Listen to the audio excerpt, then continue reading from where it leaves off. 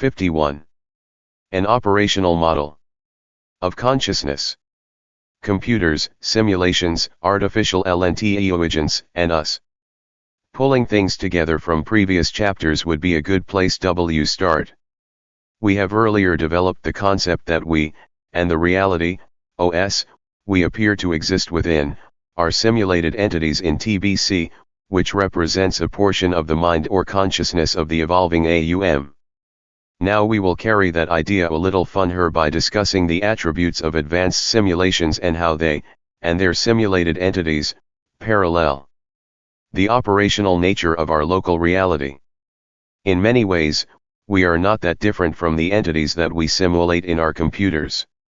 Operationally, there are many similarities while the few differences are mostly differences in the quality and richness of the input data, from our primary 5 sensors, the extensive use of parallel processing and feedback loops, and the capacity of our dedicated processing equipment brain and central nervous system. You may be surprised to discover how functionally similar we are to some of our digital creations even though we are of radically dissimilar substance, motivation, limitations, and construction. It would seem that the single most significant difference between us and what we might create within a computer is our free will to make choices that reflect and define the quality of our evolving consciousness. We, it would appear, are unique and fundamentally superior to digitally simulated entities because we possess a non-physical component MDA will that is free to make decisions, express intent and complex motivation, and evolve itself. From a similar but different perspective, we humans are special at least in 492 my big TOE computers, simulations, artificial intelligence, and us. Our view, because it appears that we have emotions and a soul while simulated entities in digital computers obviously do not. The belief that humanity exclusively possesses a non-physical part, soul, is a human conceit that leads many of our species to place themselves in a superior role to all other, lesser, life forms, and doubly so to digital creations. Nevertheless, we will soon see that even this great source of human pride and distinction that seemingly would set us apart from any simulation, no matter how sophisticated, has its simulation analog and is perhaps not as important a distinction as it initially appears. An operational model of consciousness. How your kid's computer game works. In Section 5 of Book 3, we will delve into the details that define the dynamic operational connections that link TBC, NPMRN, OS, and PMR. There, I will describe a computer-simulated war game to help clarify a few of the more important details of simulation mechanics. In this chapter we will also use the example of a war game simulation, but will remain at a higher level, less detail, than the upcoming discussion in Section 5. If my use of war games as an example of simulation seems out of place or irritates your delicate nonviolent sensibilities, let that feeling go. Thanks to Hollywood, RJ1 is the one instance of a large and complex simulation that everybody has heard of and understands. When building a simulation, we are interested in modeling various players and types of players that interact with each other. A player within this context is defined as any element of the simulation that has the ability to interact with any other element. In a war game, we might define missiles, piloted aircraft, tanks, artillery, infantry units, and individual soldiers as some of the probable elements or players in our simulation.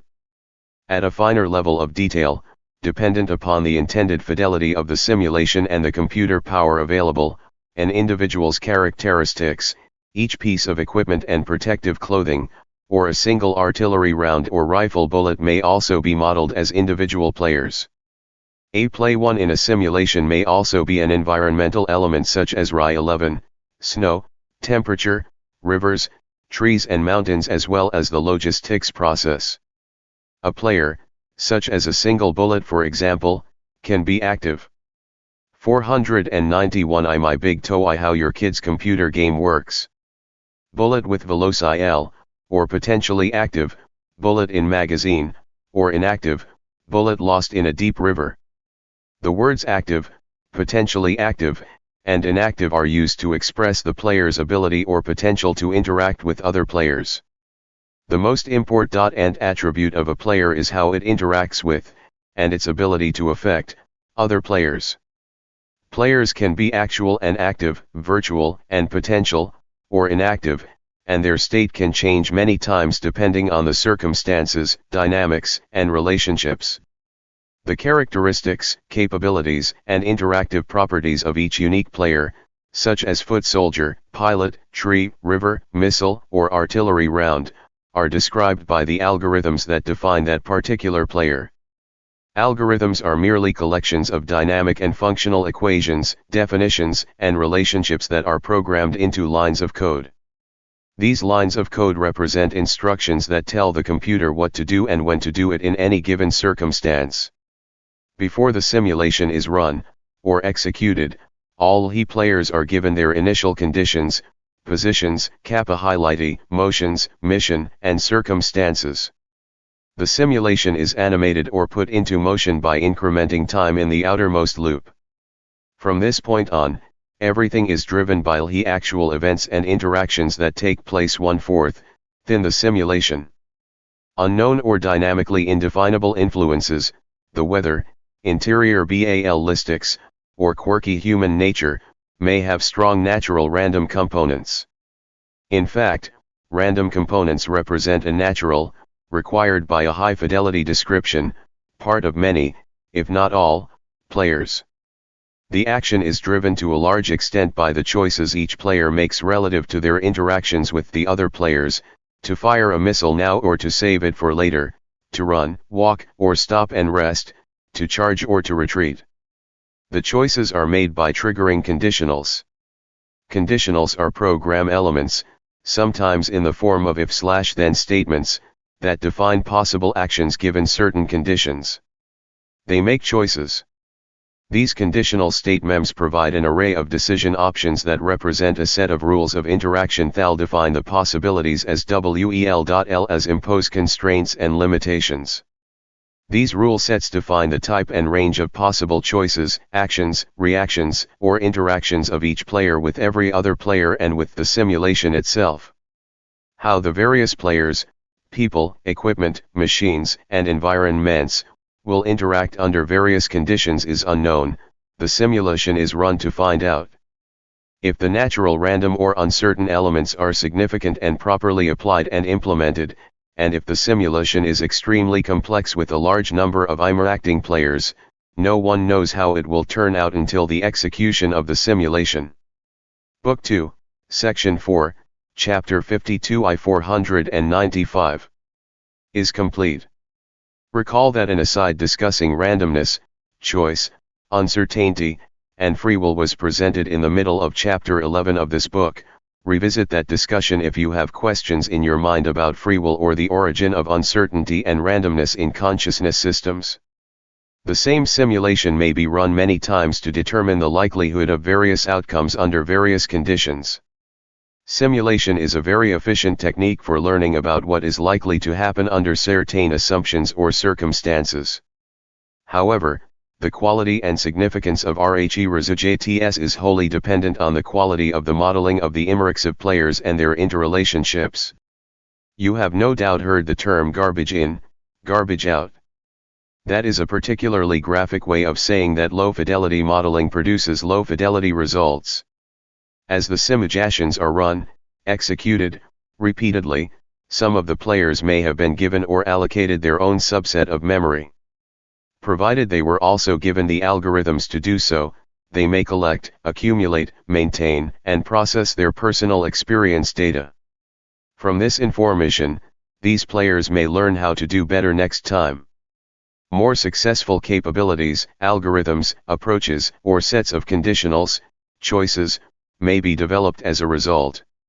If done internally, this bootstrapping, self-leveling, self-teaching, or self-improving process may be referred to as artificial intelligence, AI, a one of self-modification, learning, based on data collected from previous experience.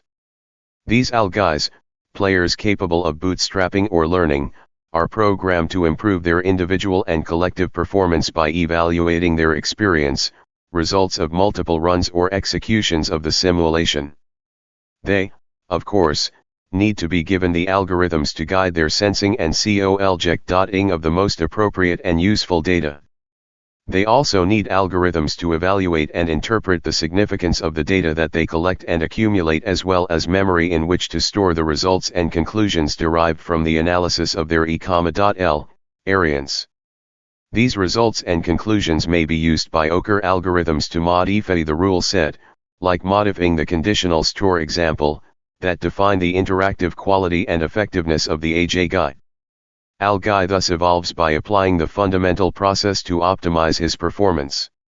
In a complex simulation, he has many choices or paths to choose from, and each choice may lead him closer to, or farther from, his goal of optimized performance. He measures progress and success strictly by observing the results. AGI is the epitome of a dedicated pudding taster if ever there was one. 496 My Big TOE How your kid's computer game works. Rule sets are not only for AlGais. Rivers and many other non-sentient players have if/then conditionals in their definition. If it rains enough in the right area, then the river runs faster and deeper, and if the river becomes deep enough, then it floods. Deep, fast, and flooding rivers can strongly interact with the movement of troops and equipment. These conditionals drive the dynamics of the environment and define environmental conditions. The AlGai must deal with his environment as he must interact with all players that can affect his choices, effectiveness, existence, and being. The rule set defining interaction within the simulated world, including non-sentient and sentient players, represents the math, physics, and science imposed upon the simulated reality. If the rule set reflects our PMR physics, T11 various players interact as they would in PMR, and we say that the simulation is realistic. We can program anything we want low into the simulation rule set. We could easily give people the ability T0 jump 50 feet into the air, but the one resultant simulation would not accurately represent our PMR. It might REI present someone else's PMR, small planet, less gravity, but not ours. If a high-fidelity MR physics model accurately represents each player, the interactions in the simulation WIU produce an excellent representation of how these players might interact if they existed physically on planet Earth. High-fidelity player models along with detailed accurate interaction specify cations produce results that can closely model a given reality. The more accurate and detailed a simulation becomes, the more useful and accurate its results are, and the more memory it requires and the slower it executes. The twin problems of large and slow can, in theory, be easily overcome with better technology, bigger, better, fast one memory and computers. When modeling the cognitive function of sentient beings, condition ALS may, at the simplest level, span all possible choices and reflect the overall quality of the larger rule set. If the sentient entity being modeled is an AlGai, his choice of conditional options is based on an interpretation and assessment of his total experience as it has been captured by the data collection sensors and evaluated according to the current rule set within memory. Are you beginning to see the parallel between AlGai and us? If not, you might want to do a slow retake on the previous paragraph. Upcritinally, we both go through many of the same processes. Granted, we are very different, especially in the little picture where the details are, but from the larger perspective of relationship and operational process, we have much in common. 53. An operational model of consciousness. Will the real AlGai please stand up? You need to understand the concept of AI, which in a larger perspective. AlGai can be a cool dude, and with the right programming, he can easily develop a personality that is much better than your boss's. Right now AlGai is being held back by a lack of computer power. Stay tuned, his day is coming, sooner than you might think. Some of the computer games that you or the kids in your neighborhood are playing today employ simple versions of some of the interactive learning attributes of AlGai. More sophisticated AI implementations have existed for some time at universities and industries performing AI research or developing AI and AI expert system products. The main thing that keeps this technology in the lab or devoted to only a few specialized applications is the cost and the limitations of the software and hardware. AI technology is not the issue. We currently know how to do the sorts of things I have described and much more. We know how to produce AI guys that know how to learn from their experience and that can modify, design, implement, and evolve portions of their own rule set. These AI persons, note that I am appropriately sensitive to female AI implementations, or AI things can even create or generate other AI things to help them do their job. It is not conceptually that difficult to implement if the required hardware is available. This is not to say that AI implementations and research is easy, it is an extremely challenging field that deserves our best and brightest. The point is, AI, at least its initial implementation within our current computers, is 498. My big toe. Will the real Al guy please stand up? Almost within our grasp. It is not a far out idea. Its problems of realization are, at this point in time, more technical and economical than theoretical. The evolution of AI applications and research is primarily constrained by the lack of sufficient inexpensive computer power. Moore's law, which is actually only an observation and not a physical law, says that computer power will double every 1.5 years at no appreciable increase in production costs. Today, many people believe that Moore's law, named after former Intel chief Gordon Moore, significantly understates how quickly computational power will soon be increasing. It is very likely that before 2020, the silicon technology upon which Moore's law is based will have reached its limits. On the other hand, there are several promising new technologies that are likely to take its place. If historical precedents hold, these new technologies, which may be only half a decade to a decade away, will dramatically accelerate the rate of practical computation, making the increase in computer power described by Moore's law seem slow and quaintly pokey by comparison. Nevertheless, applying Moore's law as the current industry standard, we find that by 2020 computers will be about 22011 equals 10,322 times faster than they were in the year 2000. This means that in 20 years or so, your common $2,000 desktop computer will be hundreds of times faster than today's mucho multi-million-dollar supercomputers. 20 years after that, 2040, our El Cheapo desktops will be crunching data about 106.5 John times faster than they were in 2000, representing an increase of 8 orders of magnitude, 108, every 40 years. Extrapolating present trends to predict future capability is not an exact science, and it gets riskier the further out one projects.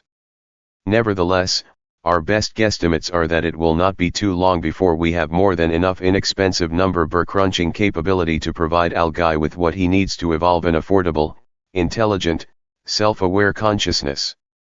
Did he say that some computer simulation dude could have an evolving consciousness? Yes, that is exactly what he said. I heard it too.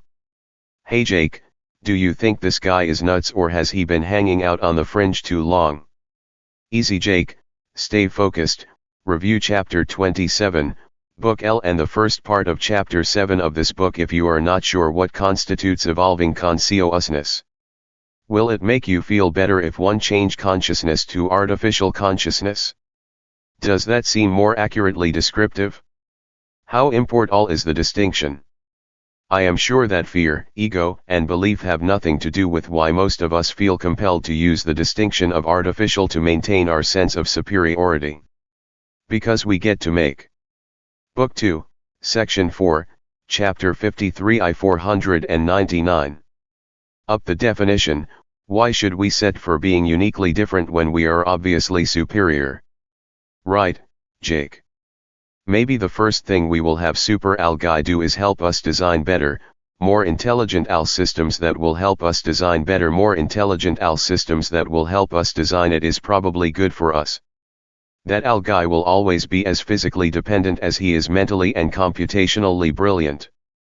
Think of algae as merely another type of sentient, interactive, capable of learning from experience, being with its own function, purpose, style, and personality. If I use the adjective artificial to modify the noun being, will you feel more comfortable? Would that be more accurate? I'll bet I get a yes on both counts from most readers. If you maintain an open mind, you might find that such an attitude more resembles the pot calling the kettle black than an expression of an obvious truth. The point of this discussion is not to prognosticate future computer technology but rather one to point out that if 1ve humans are presently on the threshold of developing silicon-based consciousness, artificial consciousness if you prefer, with our outrageously limited and extremely primitive computers, imagine what complex individuated consciousness AUM might develop within TBC, reality cell-based digital mind beings like you, perhaps. Conceivably, AUM's implementation of an AL thing could turn out to be similar to our consciousness, except much less arrogant, no doubt. Could we blame AUM if it wanted to call this derived consciousness and intelligence artificial? AUM might produce several artificial consciousness models to interact within several larger simulations, and PMR might be one of them. And just for you, ladies and gentlemen of NPMRN, we have this nice little starter model. This simplified carbon-based artificial intelligence is guaranteed not to strain your brain. It allows you to make simple choices. Experience the organic macro level of the space-time rule set, and performs all other functions automatically. You never need to be concerned with prodigious technical complexity because all those complicated details of how it actually works are hidden behind a simplified user interface called a body, the latest discovery to evolve from our advanced carbon-based technology. Although a few power users contend that this physical user interface, PUQ, limits their ability to utilize and control the full potential of the underlying consciousness, I am sure that you will find the resultant simplicity and ease of use of this PUI puts a powerful and useful experiential tool within the grasp of the common user. After all, how many of us are consciousness scientists or reality geeks? I mean, how many of you? 500. My big toe. I will the real Al guy please stand up? Actually want to get into the details of the intestinal tract and experience being eliminated? Yuck one. Believe me folks, this PUI is incredibly simple to operate. Okay, it crashes occasionally and will sometimes get stuck in an obsessive loop, but when that happens just put it to bed and our on-site support team will, under most circumstances, have it repaired by morning.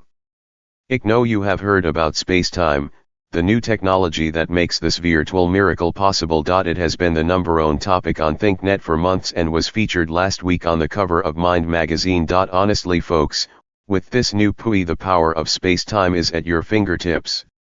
Finally, space-time for the rest of us. Move in a little closer folks. If you flow up today, we will give you a lifetime on-site service contract on this exciting new PUI. If you ever wear out the standard equipment PUI supplied, we'll provide a brand new one at no additional charge. Our technicians will automatically download your accumulated quality score file from the old PUI and upload it to the new one so that you never need to start over. What could be easier, ladies and gentlemen? This is the one you have all heard about, our best, full-featured, entry-level package that lets you, as have many others before you, participate in the experiential game of carbon-based life. You may have noticed that carbon-based PUIs come in 2 basic models. This is the fun part you have read about, and it's practical too. It absolutely guarantees that you will always have plenty of challenging opportunities to score quality points, that is. For those who aren't sure they want to take on something this challenging at the present time, but are still eager to get in the carbon-based evolution game, we have some furrier PUIs that have fewer features but require much less commitment on your part. Yes, it's true that it is more difficult to earn up a high quality of consciousness score, but it is also more difficult to lose quality points as well. That is a trade-off you will need to consider. If you're not ready or don't plan to give your full attention and best effort to play this life game experience, if you're not going all out for a high score to maximize the evolution of your consciousness, I would recommend this furry little PUI that you see right here. It's not only cute and cuddly, but, folks, look how it wags that little tail, die to see that. Isn't that just precious? We have it all, ladies and gentlemen, the choice is yours. Don't miss out on this fantastic opportunity. This is the hottest thing in evolutionary consciousness since space-time was first invented. There is no experience like it anywhere in NPMRN. Pick out a body and get in the game, the space-time physical experience virtual reality game, the game of life, and rack up those quality points faster than you ever thought possible. Step right up, ladies, gentlemen, and others. Come on in and sign up for the adventure of a lifetime or many lifetimes. It only takes a minute. 54. An operational model of consciousness. Some of my best friends are guys, but I wouldn't want my sister to marry one. The last pen of the previous chapter was fun and should have given the analytical part of your frontal lobes a chance to cool down. In this chapter, we return to the real world of simulation games and learn more about guys' secret intentions toward joining your family, the family of conscious beings.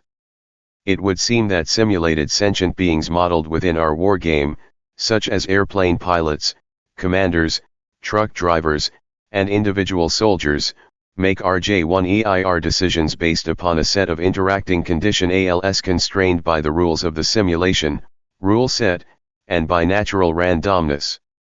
From this, their being or interactive presence is defined within the simulation. Conditionals may be triggered as part of a nonlinear fuzzy process. For example, a particular choice may be actualized or chosen based upon the result of a complex sequence of neural nets operating on lower-level input data. The type and range of each player's likely intents, what the player is trying to accomplish, and subsequent decisions can be described in terms of that player's purpose, significance, quality, and interactive options. The overall effects of each player's decisions are determined by the size of their decision space, the profitability of their assessments, and by their ability and capacity to interact. Added to that mix of purpose, intent, and capability operating upon a finite array of possible interactions constrained by the rules of the simulation is the embedded randomness that 502 my big TOE some of my best friends are guys is natural to each player, as well as the uncertainty that results from that player's lack of accurate pertinent information, ignorance. Did you notice that for a simulated war game player there is a natural connect-ion between ignorance and randomness? Higher individual entropy implies a higher level of randomness and uncertainty, the two go hand in hand. Simulations in TBC conceptually share much of what has just been described. We are the modeled players. Our ability to apply feedback to modify ourselves derives from our cognitive ability to make use of our experience. The plants, rocks, critters, and other beings and objects that make up our universe and OS are also modeled players, each with their own interactive characteristics. Some are more complex and multidimensional than others. All must obey a local objective causality defined by the PMR space-time rule set. We interact dynamically with the other players according to how we are defined, physically, genetically, culturally, socially, experientially, mentally, and spiritually, and based on all the choices we have made and interactions we have experienced relative to the situation we find ourselves in. We learn through experience and are self-defining to a large extent. If we collect better data and process it accurately and cleverly, we can make better decisions. We can optimize our profitability relative to the overall purpose of the simulation. If we have insufficient data, we guess and then justify that guess with a belief. Beliefs, ignorance, erroneous assumptions, errors of understanding, and increased uncertainty and randomness in the decision process all represent internal constraints that reduce our potential for digital synergy and support each other in combination to produce and maintain a low-quality entity with a high entropy consciousness. As in the wargame simulation, it is the making and implementing of choices that cumulatively drives the action and produces significant results. The free will choices that lie within our personal decision space represent a finite set of discrete possibilities that accurately characterize the accumulated qualia of our consciousness. They are motivated by our needs, wants, beliefs, desires, and fears, our ego, as well as by our knowledge, understanding, caring, balance, and joy, our love. It is our fear, ego, love, and interaction with others that creates most of our conditional situations and motivates our choices. Our individual quality is a good but imperfect indicator of what we are likely to do given the available choices. Clearly, it is our fear and love that define the subset of choices we can actually make, contemplate, or consider. Choices that fall beyond our understanding are invisible to us. Each individual operates and interacts at his own level. Growth requires a free will with the gumption, energy. Book 2, Section 4, Chapter 54 I 503. And focus to push beyond its current definitions and limitations, that is how we modify what defines us. These are important and difficult concepts, so let's round up a few of the more obvious conclusions. The finite set of free will choices available to each sentient player generally reflect the quality of their consciousness. LT is the extent to which fear, ego, beliefs, needs, desires, and love, knowledge, caring, balance, joy, drive the individual's motivations that defines the subset of available choices, which in turn limits the conditionals that a player is capable of considering and contemplating. This limited subset of conditionals defines the choices and possible short-term interactions that are operationally available to an entity. The choices that are operationally available to, within the decision space of, a given entity are the choices the entity has the ability to recognize, understand, and implement. Choices that are operationally available usually represent only a small portion of the complete set of choices that are actually available. It becomes clear that the extent of a sentient individual's operational awareness is a function of the quality of that individual's consciousness. As the entropy of a consciousness decreases, its awareness expands and blossoms. A high NUOP consciousness is constrained R.O exist, live, and experience within a relatively small reality. The possible decisions each player is operationally capable of making is limited by the quality of that player's consciousness. Thus, an entity's evolutionary profitability must generally progress through a long series of small steps. Each step represents a free will excursion, a stretch of that entity's being, beyond its current capability. Growth must necessarily occur in the margins and accumulate through small increments. Athletes bootstrap, incrementally grow by applying a focused effort that demands performance beyond present capability, their proficiency in much the same way. You must reach beyond your present abilities to actualize your full potential. For consciousness, this evolutionary dynamic is implemented by a feedback loop that modifies the quality of the individual's consciousness based upon the quality of the intent driving the free 8 choices exercised. Tiny positive or negative increments in the quality of your intent, over many thousands of choices, eventually lead to either an increasing or decreasing consciousness quality. There is another very important input to our choices. In the wargame simulation, recall that we always included a natural random component as part of the description of almost all players, including the semient ones. This natural random component represents, among other things, the uncertainty that often occurs when a player has several available paths. 504 I my big toe I some of my best friends are all guys. Or choices that have approximately the same probability of being chosen.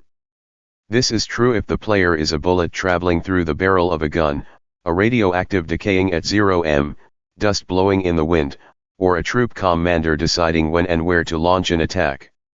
Bear in mind that randomness is a measure of entropy. For more detail, see the discussions of randomness in chapters 11 and 13 of this book. We will explore the association of probability, choice, awareness, and reality in detail in section 5, Mechanics of Reality, when we explain probable realities. For now, all you need to understand is that as time continues to be incremented in the simulation, or PMR virtual reality circumstances and conditions change, creating choices that need to be made by interacting entities. For sentient beings, those choices fall low intention, express motivational quality, and have the capacity to lower NUOP through a more profitable organization of the entity's digital content.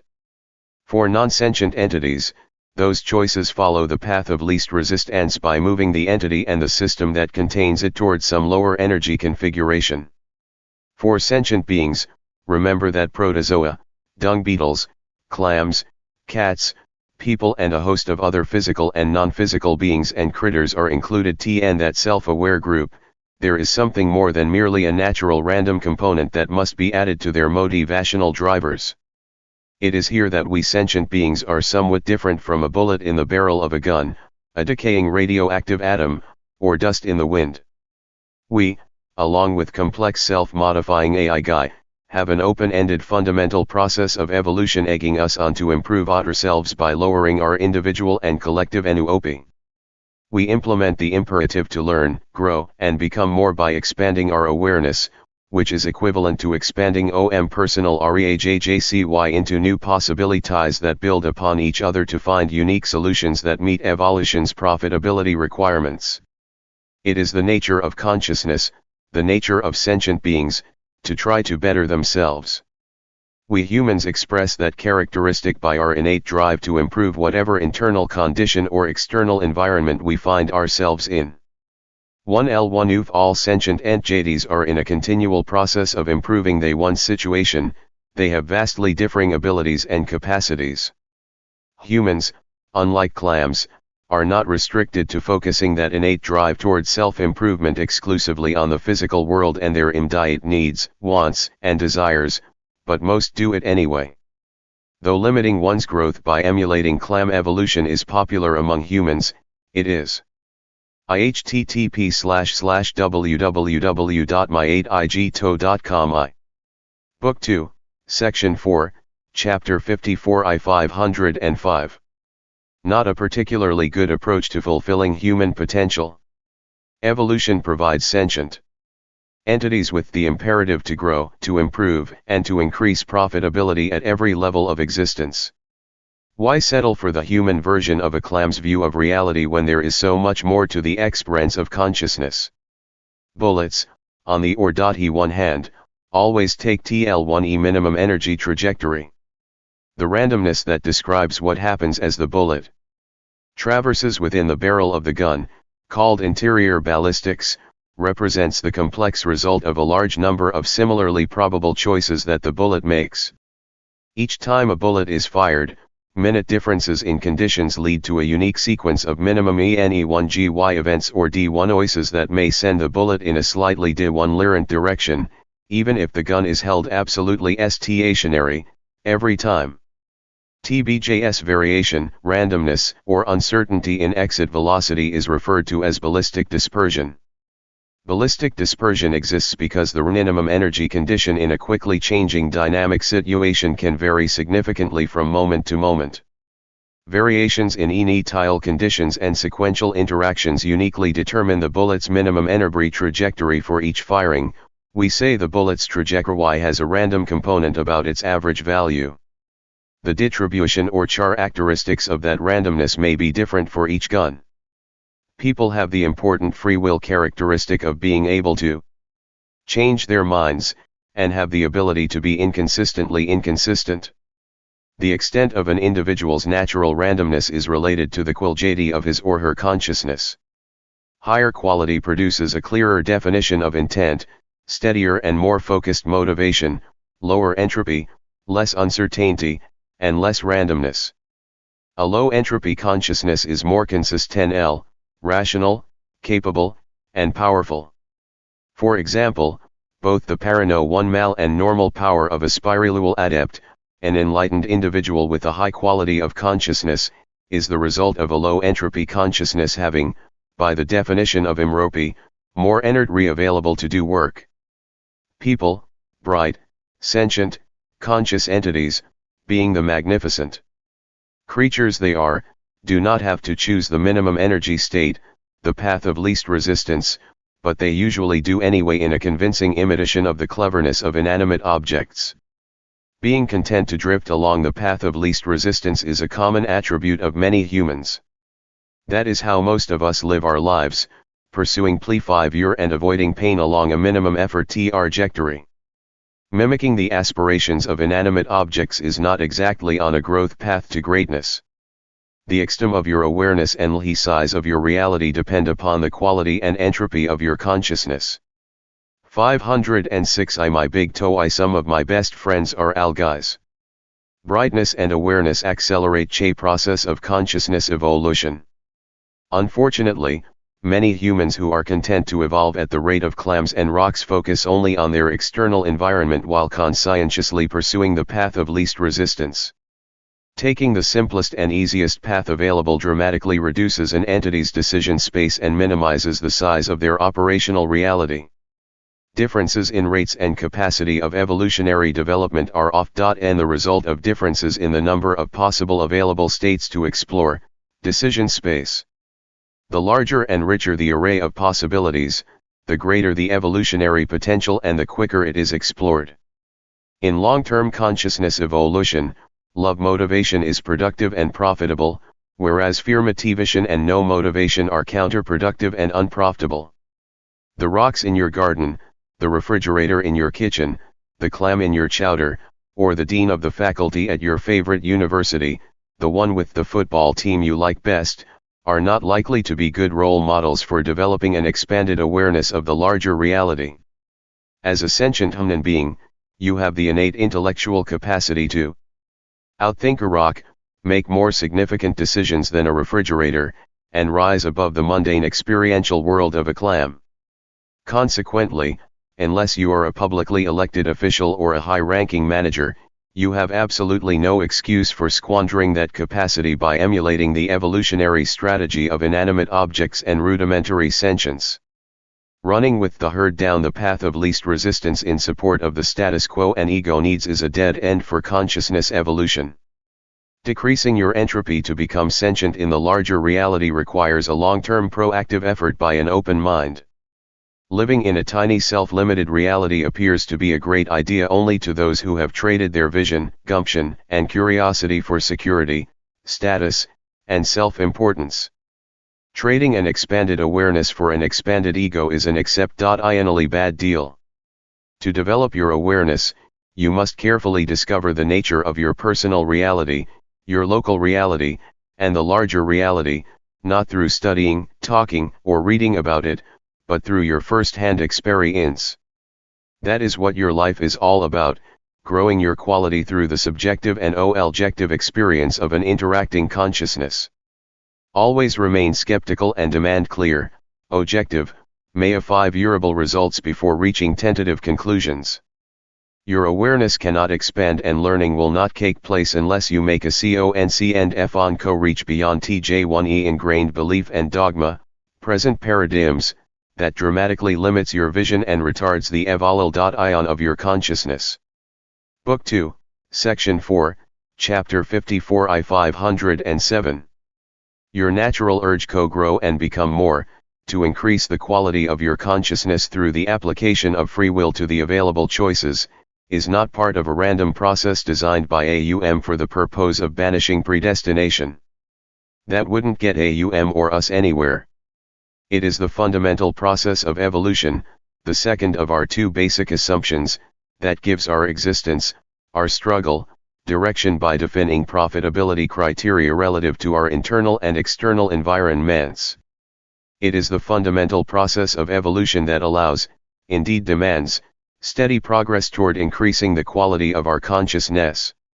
Like the AI guy, we now have a purpose and a process that we can use to optimize the opportunities presented to us by our experience. Let's more thoroughly pursue the concept of employing artificial intelligence in our war game by giving certain sentient players their own chunk of memory in which to collect selectively procured, sensed, information pertinent to their successful, profitable, individual and collective performance. We'll also give them algorithms, to define value and purpose, and the ability to collect, parse, and assess available pertinent information, learn from previous experience, in order to better achieve their assigned goals. If our computers were faster and we were better programmers, the data collection function would use its experience, from previous runs or executions of the simulation, to choose the most pertinent data to put in its memory. LT would also assess how those experience data could best be used to achieve the fundamental goals of that player and of the larger game.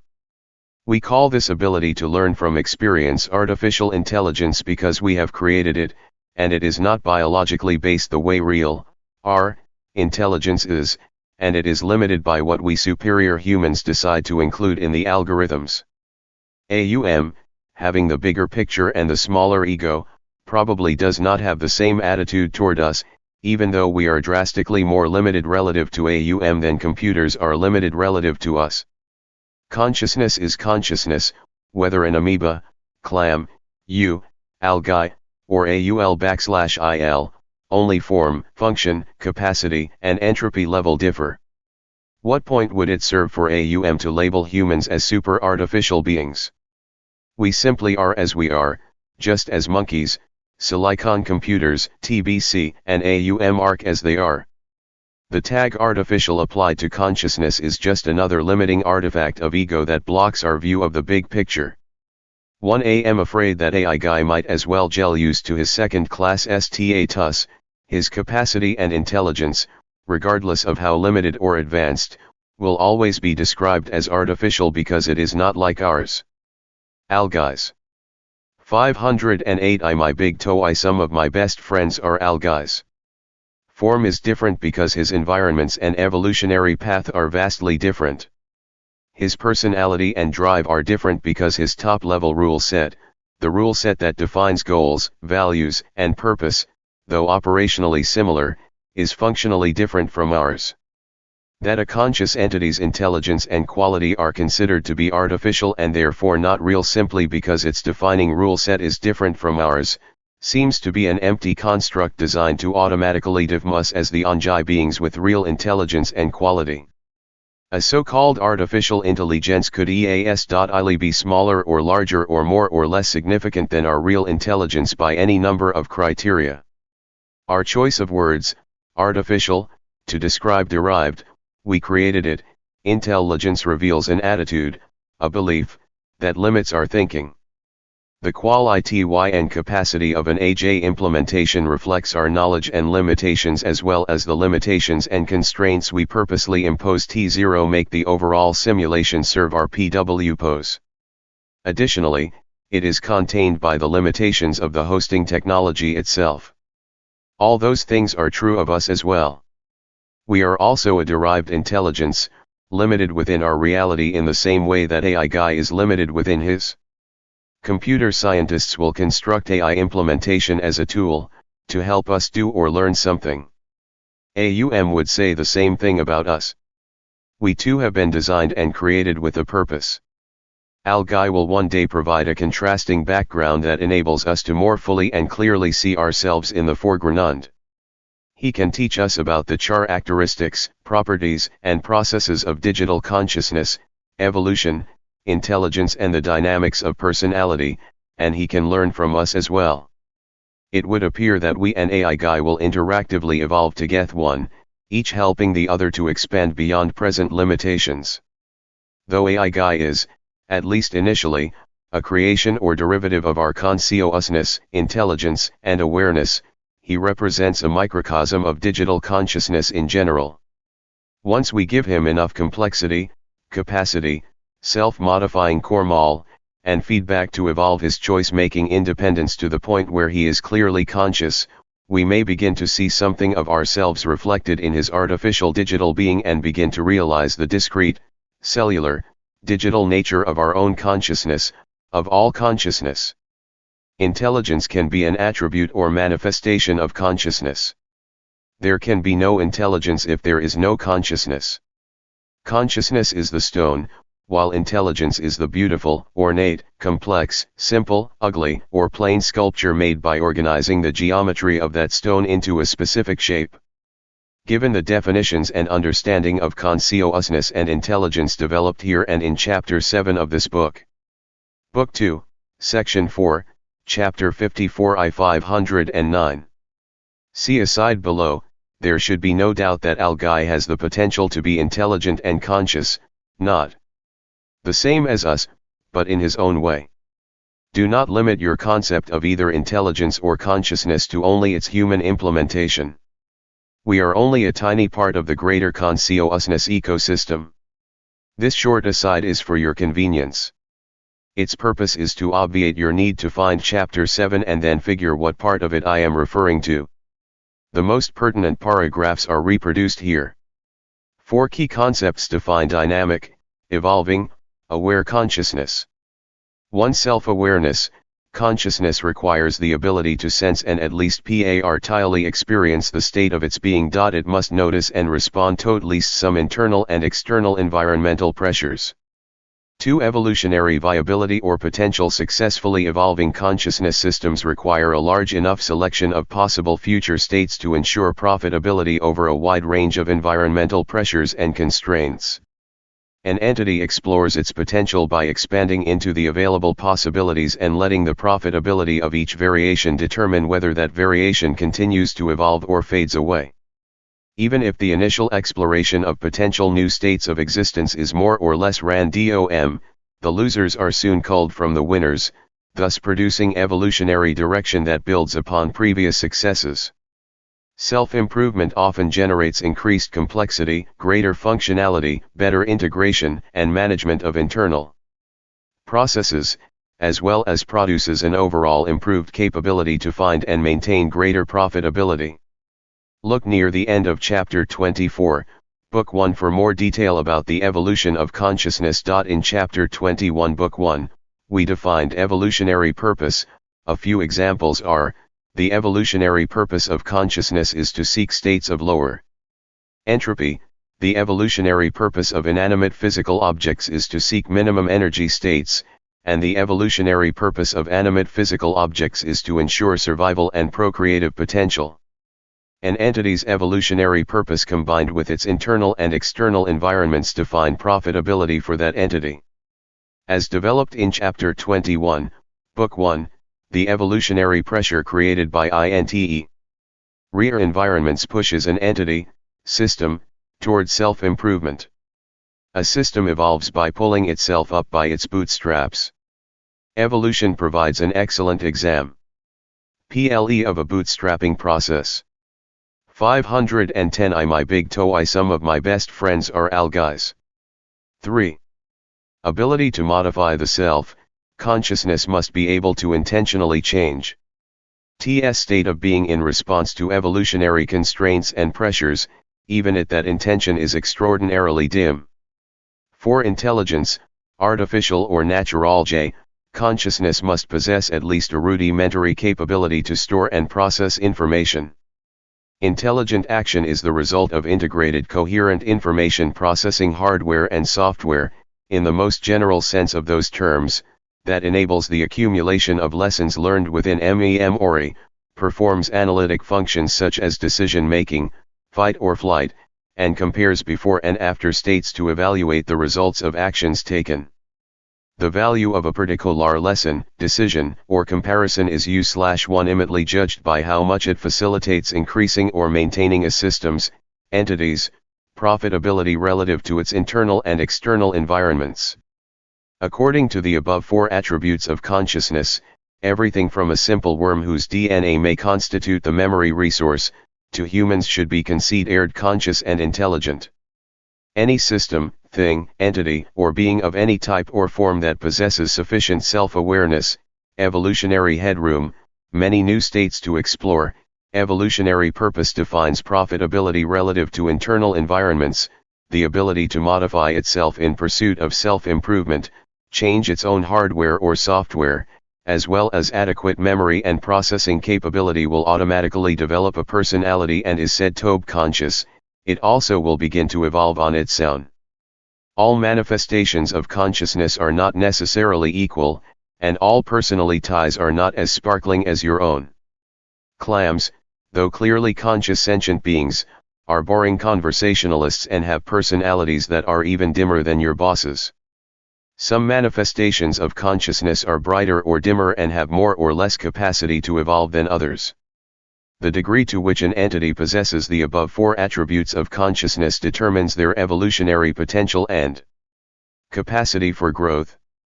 In general, the more complex, interactive, and aware the being, system, software, hardware or consciousness is.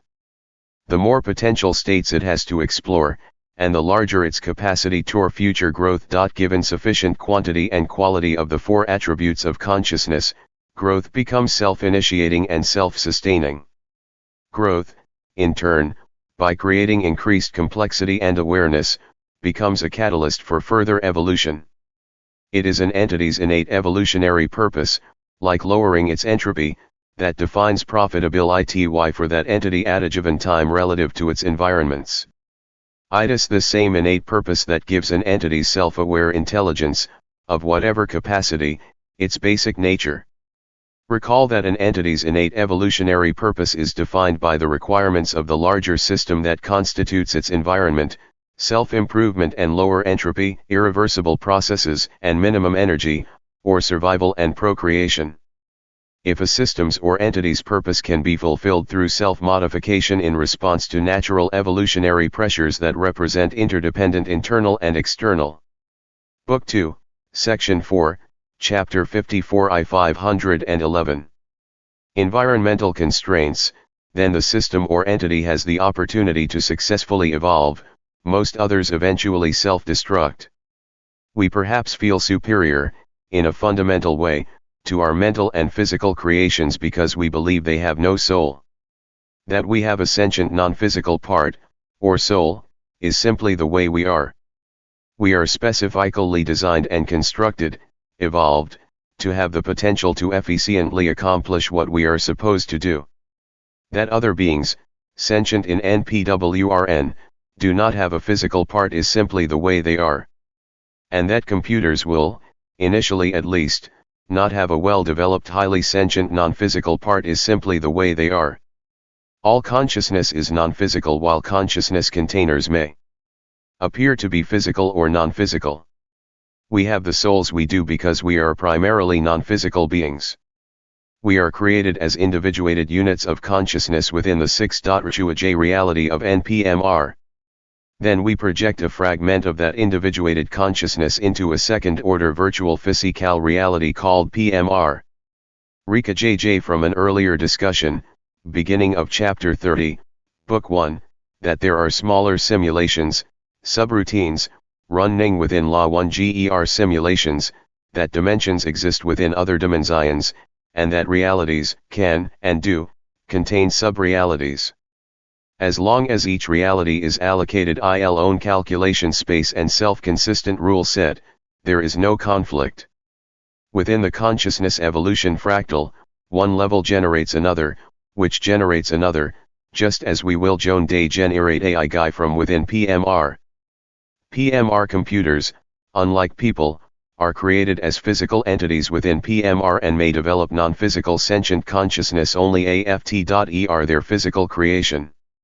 Because they are created within PMR, they initially come with no pre-existing sentient non-physical part, soul. However, once we and they together evolve their container to support sufficient complexity and self-modification, and they evolve their consciousness to a sufficient degree within that container, there is no reason that their non-physical part, soul, cannot become as significant as our own. Such a computer would be on the same RWW net as all sentient consciousness, and if we and it were sufficiently aware, we would be able to converse with it telepathically. If its body, hardware and software, were destroyed in PMR, it would remain alive and well within NPMR, able to continue its evolution by whatever means were at its disposal, not necessarily within PMR if it were not backed up and subsequently reinstalled. Once sentient consciousness is created, it becomes a self-evolving organized set of reality cells that represent a new viable entity extant. 512 My big TOE some of my best friends are algaes. Within AUM that will persist indefinitely. Think of a system's potential to self-organize, the potential to reduce entropy by removing its own inter-NAL constraints, as a non-physical potential energy system that the fundamental process organizes into successively lower entropy, higher energy, higher synergy, forms. Consciousness is the non-physical result of profitable organization. A record of AGI's organization exists within TBC, the source of all OS organization, as does a record of the organization that describes your personal individuated consciousness. You may unplug the computer, but the synergy of AGI will continue to exist in the larger reality as an organized potential. The digital content representing AGI's consciousness is saved within TBC just as the digital content that represents your consciousness is saved in TBC. Consciousness, once created, is never lost. Turn the computer back on and that organized potential, that sentient consciousness, or that synergy will be rehosted in the physical computer. Smash AGI's host computer into unrecoverable rubble and AGI will continue to exist indefinitely, as well as have opportunities to further evolve, within the larger reality, AUM and TBC, as does any individuated sentient consciousness. Each form of sentient consciousness evolves in its own way within some interactive virtual reality that challenges its limitations. Consciousness is not an integral or organic part of any physical form, such as Compute 1 hardware or software, or your brain and central nervous system. It can, however, be created and hosted by any physical form that has the capacity to support it. Consciousness naturally develops within any system that can provide a sufficient potential for profitable organization. Within the larger digital consciousness ecosystem, sufficient organization to support an individuated consciousness is fundamental and PE1 exists while the individual or specific processes that are contrived to host that organization, body or computer, within some virtual dimension of reality, like PMR, are not fundamental and may be initiated 01 retired within that virtual reality according to its rule SEC. Being a responsible creator of consciousness requires wisdom. We should be careful not to produce an eternity of Frankensteins who compete rather than cooperate with us. Properly executed, the Sine 1GY of man and computer will deliver great benefits to both forms of consciousness and to the larger system as well. That great potential and great risk travel together is a fact of existence. Thus, though AGI is not born WJTH a soul like ours, he may develop one of his own. AGI will never be just like us, either physically or non-physically, neither will a chipmunk or the big cheese. AGI, like the Book 2, Section 4, Chapter 54 I 513. Big cheese, is not set up to iteratively accumulate experience by initiating a sequence of experience packets within PMR. Think not in terms of whom is superior or inferior, artificial or real, but in terms of all being M1 and special, each exploring its potential, fulfilling its PW pose, and adding to, or subtracting from, the whole in its own distinctive way. That is simply the nature of a consciousness evolution fractal ecosystem. All have their place, all have evolved to be whatever they are, all have opportunities to become whatever they freely choose, and all are of the one. As we aspire to one day evolve our consciousness to the extent that we may merge with AUM, return to the source, perhaps conscious compute ERS will aspire to one day evolve their consciousness to the extent that they may merge with TBC or EBC, return to their source. What is the difference between EBC and AUM? Imagine a particularly large conscious PMR computer hosting a collection of independently conscious AGIs dedicate low self-improvement by lowering their average entropy. Do you see the pattern developing here? Computers, and the advanced AF guys they will one day support, possess many important capabilities that we do not. Their evolution as conscious entities will be different from ours because their purpose and goals are different from ours. The same could be said for all species of sentient entities, whether physical or non-physical. Humans, advanced AGIs, and hosts of other unique entities each represent a distinctive species in the over-JJ consciousness ecosystem. Trying to justify superiority is meaningless. The sort of ego-driven activity that our species is particularly prone to. Our feeling superior is like an automobile feeling superior to a house because the house has no engine, wheels, or transmission, and cannot move. Or, a house feeling superior low an automobile because it has no bathrooms and a family cannot live in it comfortably. Feeling smugly superior because we have a sensational non-physical pen to our being is a parochial attitude reinforced by ignorance of its big picture. Feelings of superiority are often the product of fear being re-lecked by a needy insecure ego or the result of an unknowing ensnarement in a personal, cultural, religious, or scientific belief trap. Failure compute have a smaller ego than you. Another short aside is in order to discuss the notion of superiority in the realm of consciousness. Most folks find this issue confusing, and some even believe that most sentient non-physical beings have a consciousness that is superior to ours, and that physically needy embodied brutes like us are necessarily at the bottom of the consciousness barrel. This is not the case. Non-physical beings span the good, the bad, the ugly, and the beautiful as do physical beings. 514 My big TOE Some of my best friends are algaes. The consciousness of non-physical beings also spans the range from exceptionally dim to exceptionally bright. In all realities, there is a wide range in the quality of the beings, critters, and objects that are extant there, but each reality does not span the same range. In general, the range of sentient conscious entities that can be found within non-physical realities is much broader by type, quality, and brightness than what is found within physical realities, because physical realities operate under more highly constrained rule sets.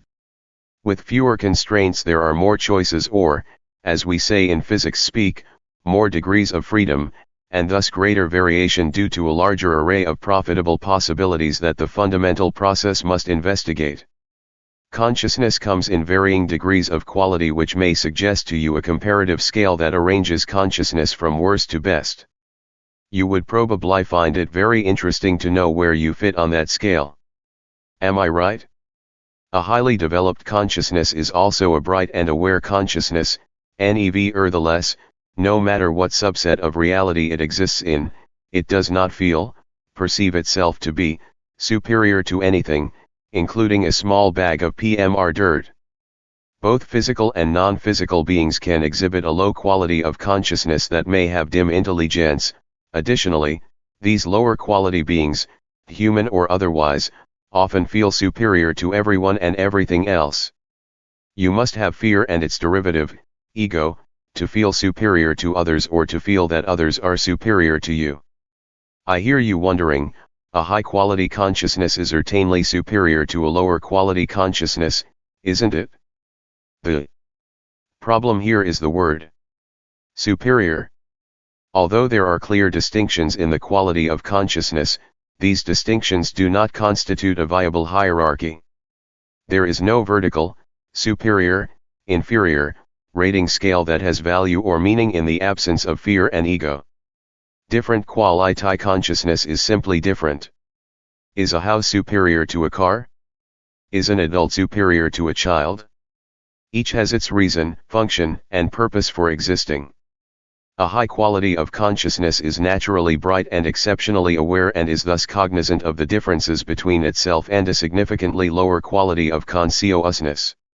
However, a high-quality being does not consider itself the least bit superior. If you think that does not make sense and have a difficult time imagining such an attitude, what would that tell you about yourself?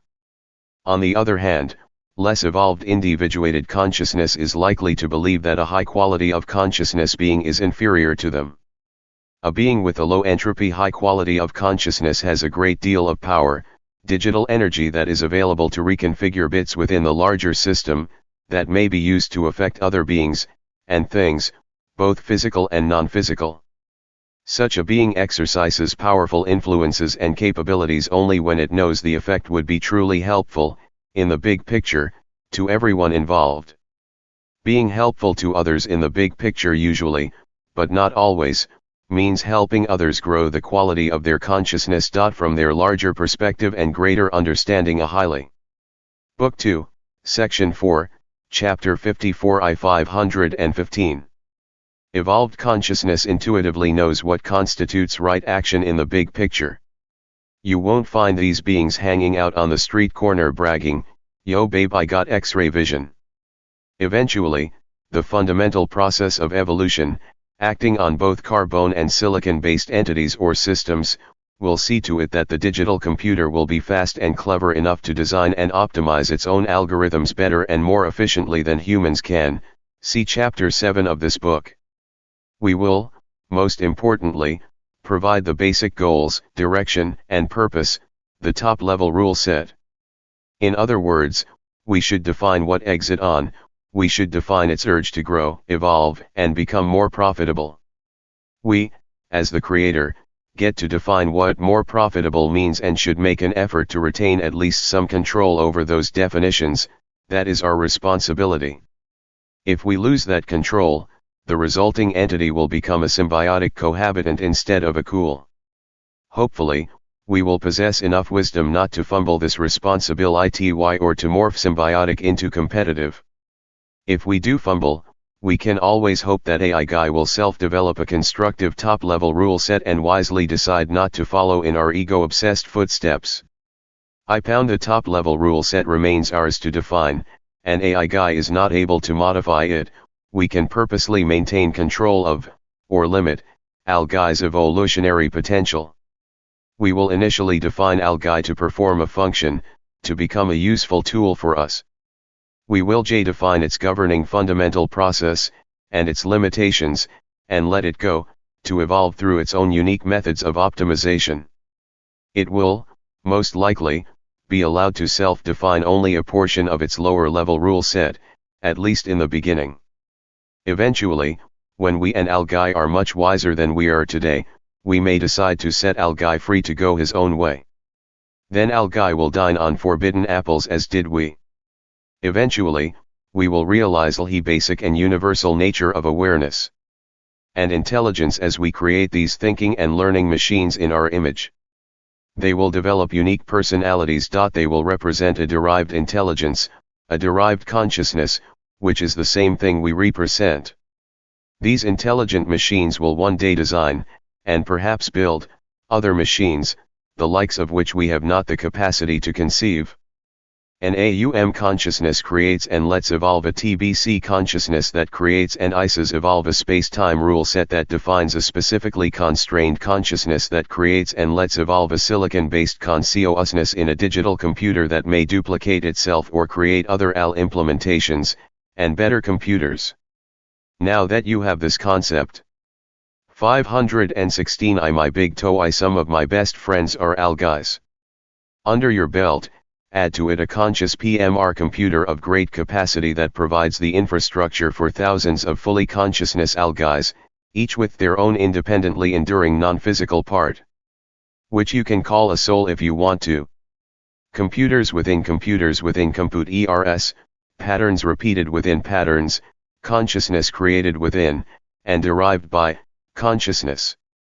This is what I mean by a consciousness fractal. Each consciousness subset is a reflection or repetition of the same fundamental design, all being constructed one upon and within the other. Each level of consciousness remains a chip from the old block from which it came, each to its own type, all in the image of their creator. All are unique, yet all share some of the same attributes. A related idea, a process fractal, will be picked up again in section 5 where we examine the mechanics of non-physical reality. In that section, the concept of a consciousness fractal will be merged with the concept of an evolutionary process fractal to form the grand idea of a consciousness evolution fractal ecosystem. Stay tuned, more detail is coming. The notions of machine consciousness and machine intelligence that I have presented here can reasonably exist only because of how I have enlarged and generalized the concept of consciousness and intelligence. If you hold to the more common ego-biological man-centric little picture view of consciousness and intelligence, acts, thinks, and reacts as we do, we a1e the model, the template for all consciousness and intelligence, then machine consciousness and intelligence become unthinkable impossibilities by definition. Digital manifestations of consciousness will never be just like us and will therefore always be considered inferior and artificial. This conceptual limitation provides a good example of how a belief trap reduces the mind to a small reality where it can perceive only a learned set of possibilities. Hopefully, by now you have gotten used to the idea of enlarging your useful mind space, of expanding your reality by penuating that self-imposed darkness, personal, cultural, religious, and scientific belief systems, with the bright glow from your new big toe. Oh yeah, baby. Let it shine, let it shine.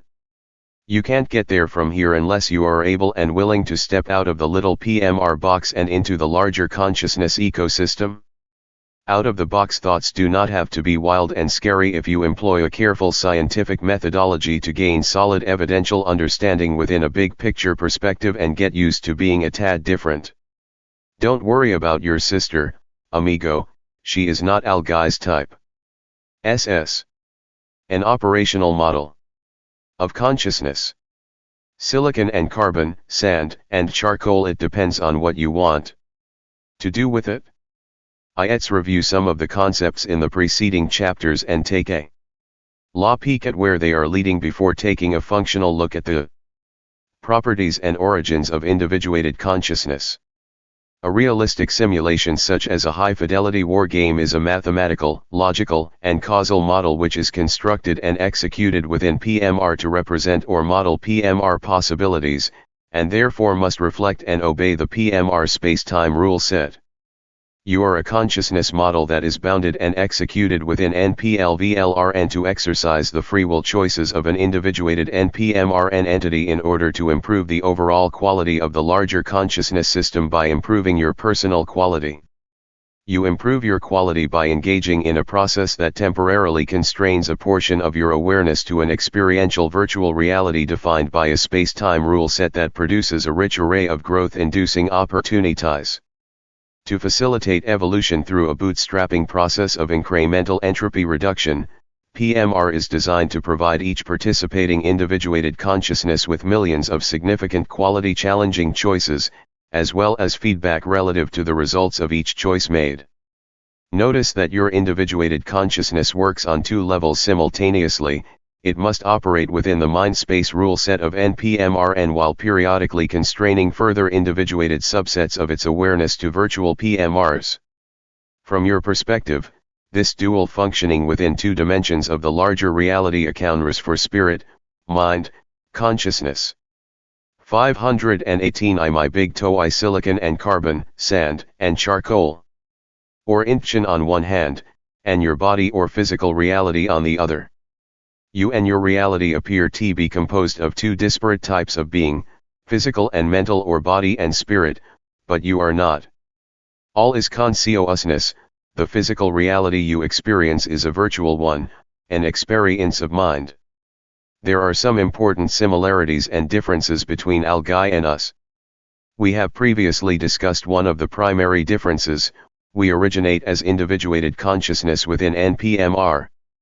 In other words, we are different from Al-Guy because our origins spring from a different reality point, dimension, within the consciousness evolution fractal ecosystem.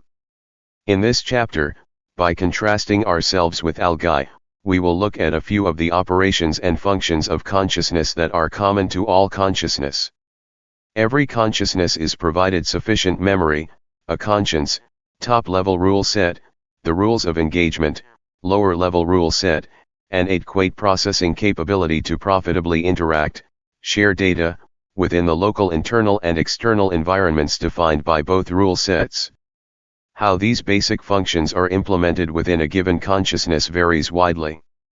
For example, with a high-tech LIO computer brain interface and a richly complex and challenging environment, a human intelligence can function with much greater range and depth than the basic intelligence ascribed to the relatively one-dimensional AJ guy in our wargame exam PLE.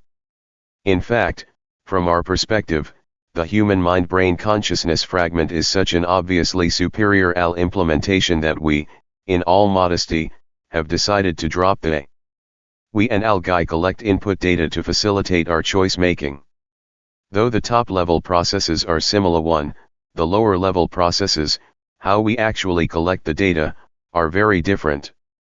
Al-Guy might selectively sample data from a large number of data sources within its simulation environment. This information is collected to provide input data to his expert system and artificial intelligence software.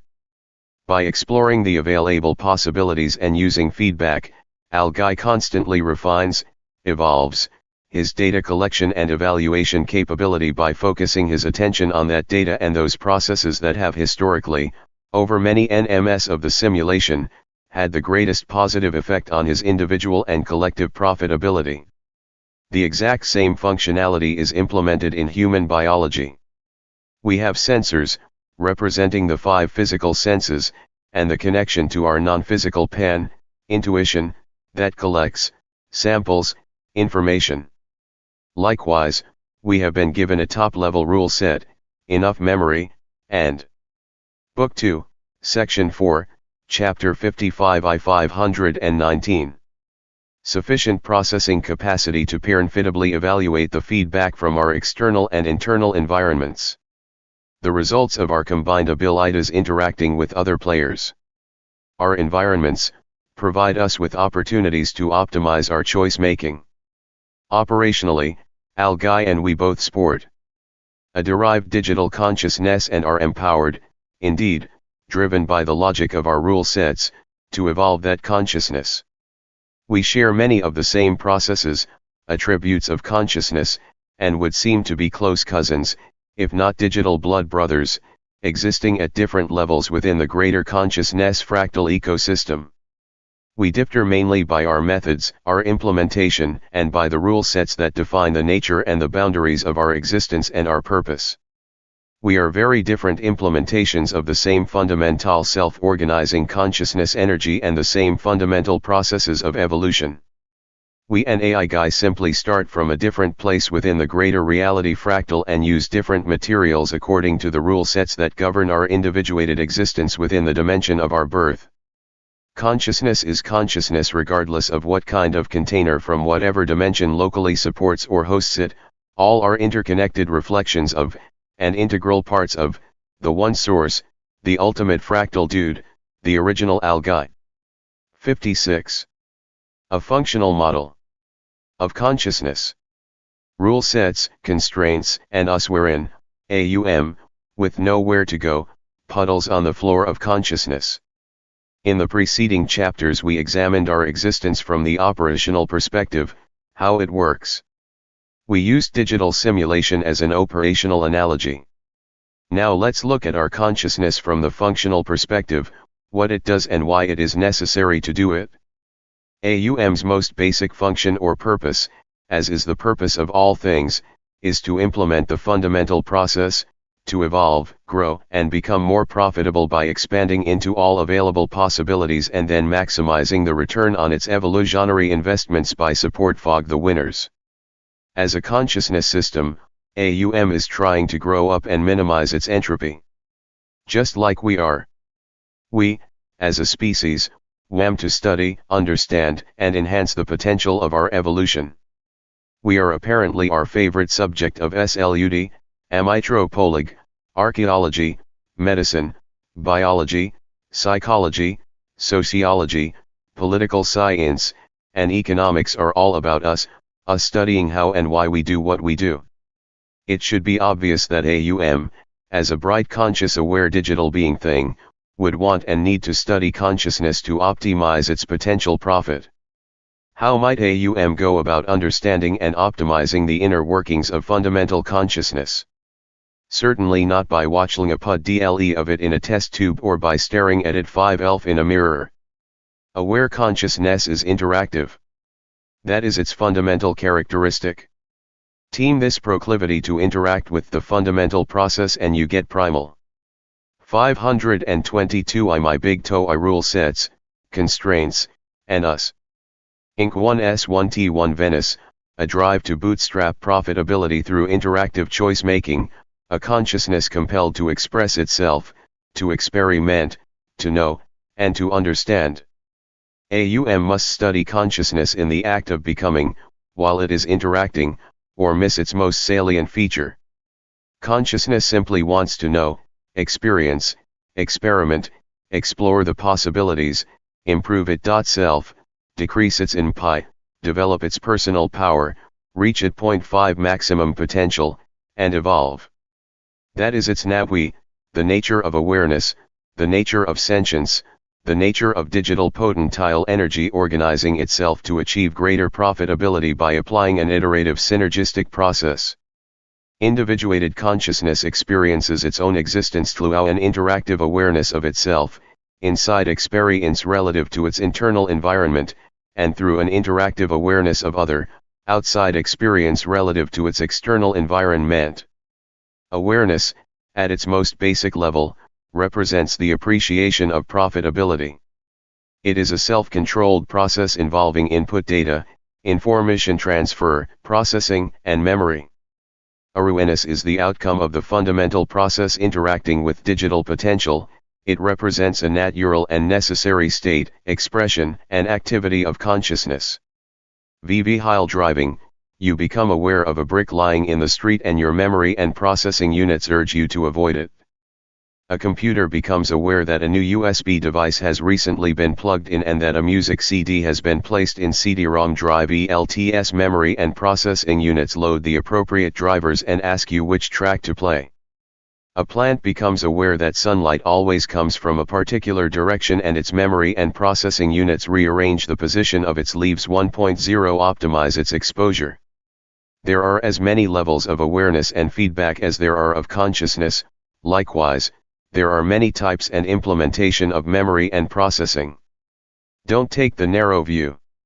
Self-awareness begins with inside experience. With enough self-definition, environmental definition, interactive experience, and processing sophistication, self-awareness may develop a notion of individual existence relative to the experienceable whole. There are many shades and variations of self-awareness as well. Do not get stuck thinking that an awareness that is not like your awareness is not a real awareness.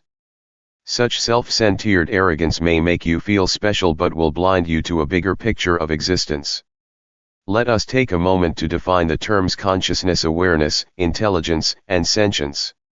We have used these terms in a general way without much confusion, but now it is time to be more precise.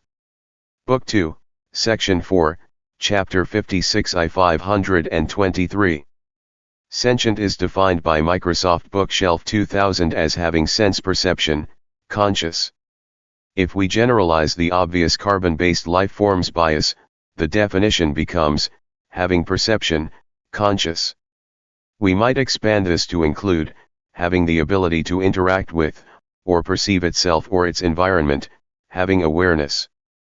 Terms like conscious awareness and aware consciousness may seem redundant, but using the words conscious and awareness together emphasizes the fundamental connectedness of both concepts.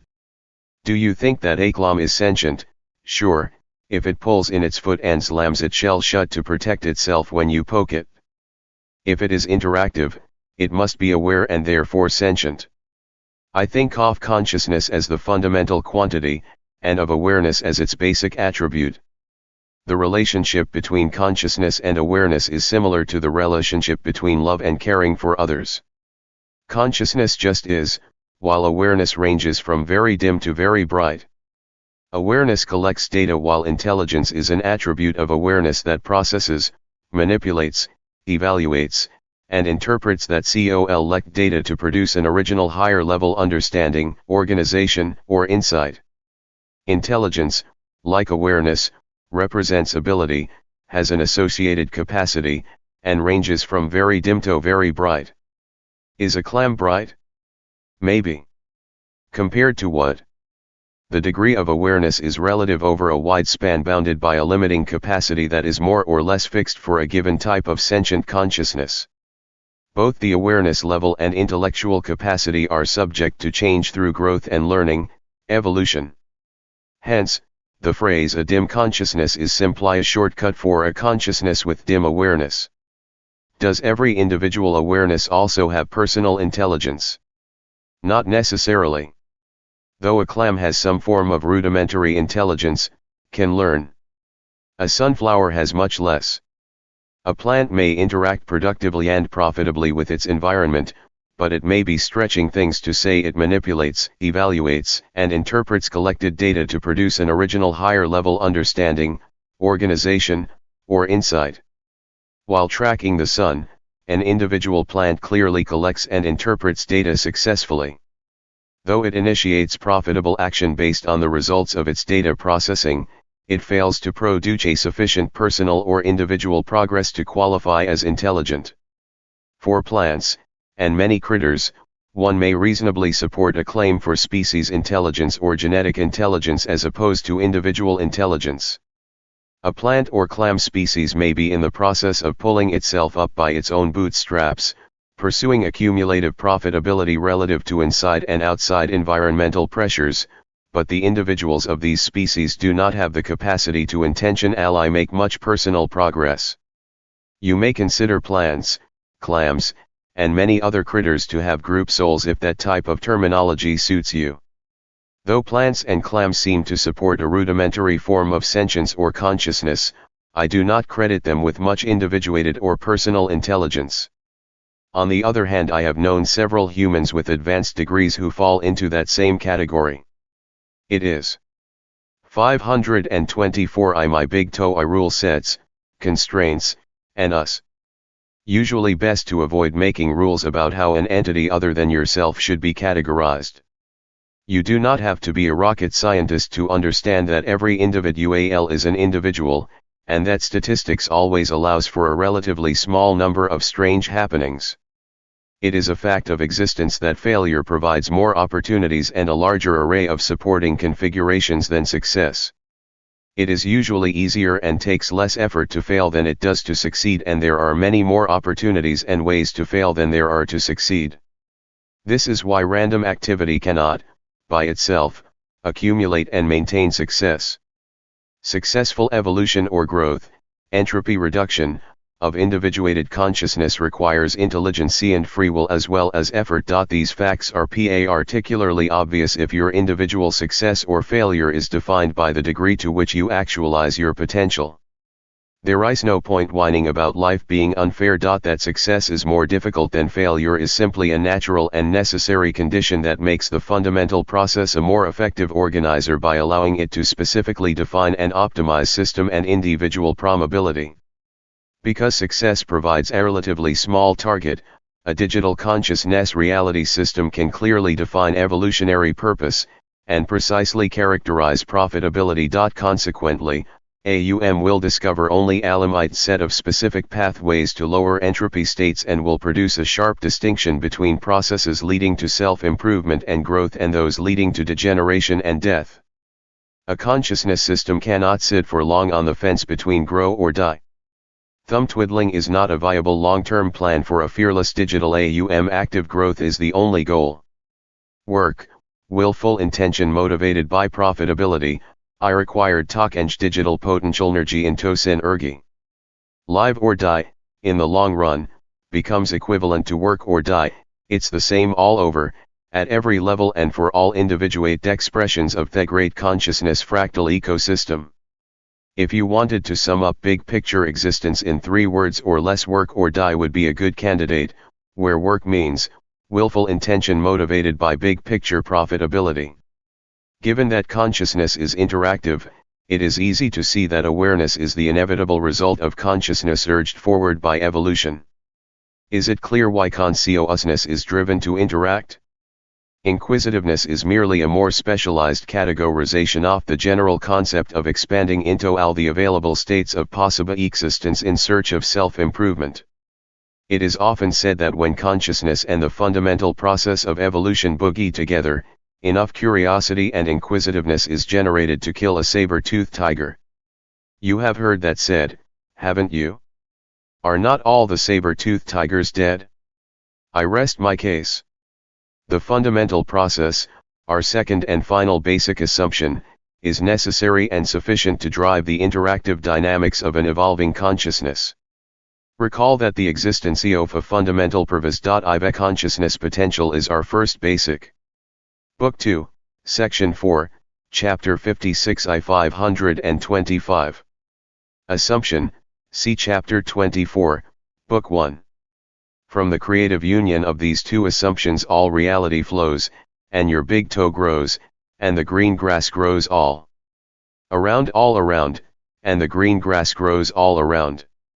1. In order to study consciousness, AUM would need to produce two or more puddles of aware consciousness and watch them interact.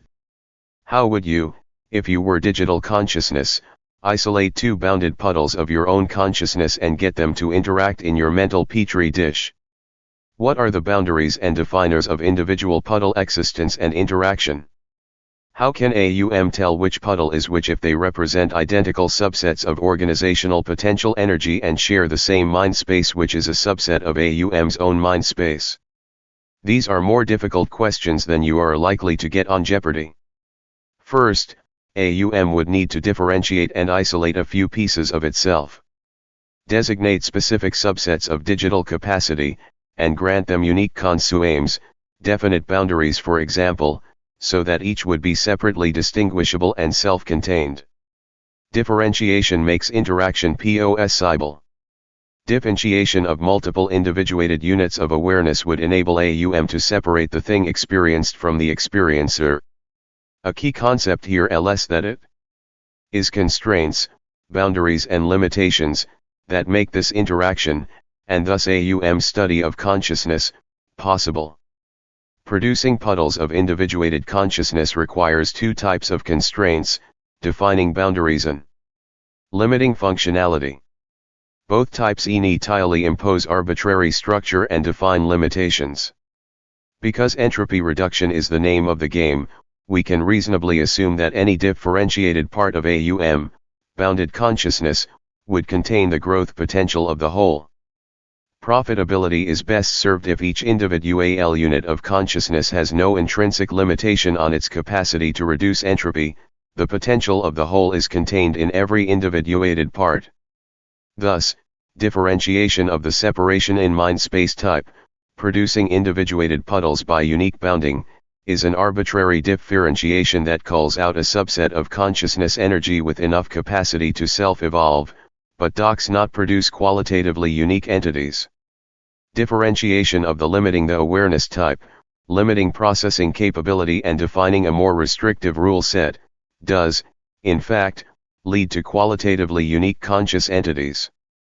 These limiting constraints not only define individuated unique conscious entities, they also limit the experiment itself, the interact.ion of individuated puddles of consciousness, by bounding the possible inputs and outputs, interactions and experiences, of the conscious entities to a 526 my big TOE rule sets, constraints, and us.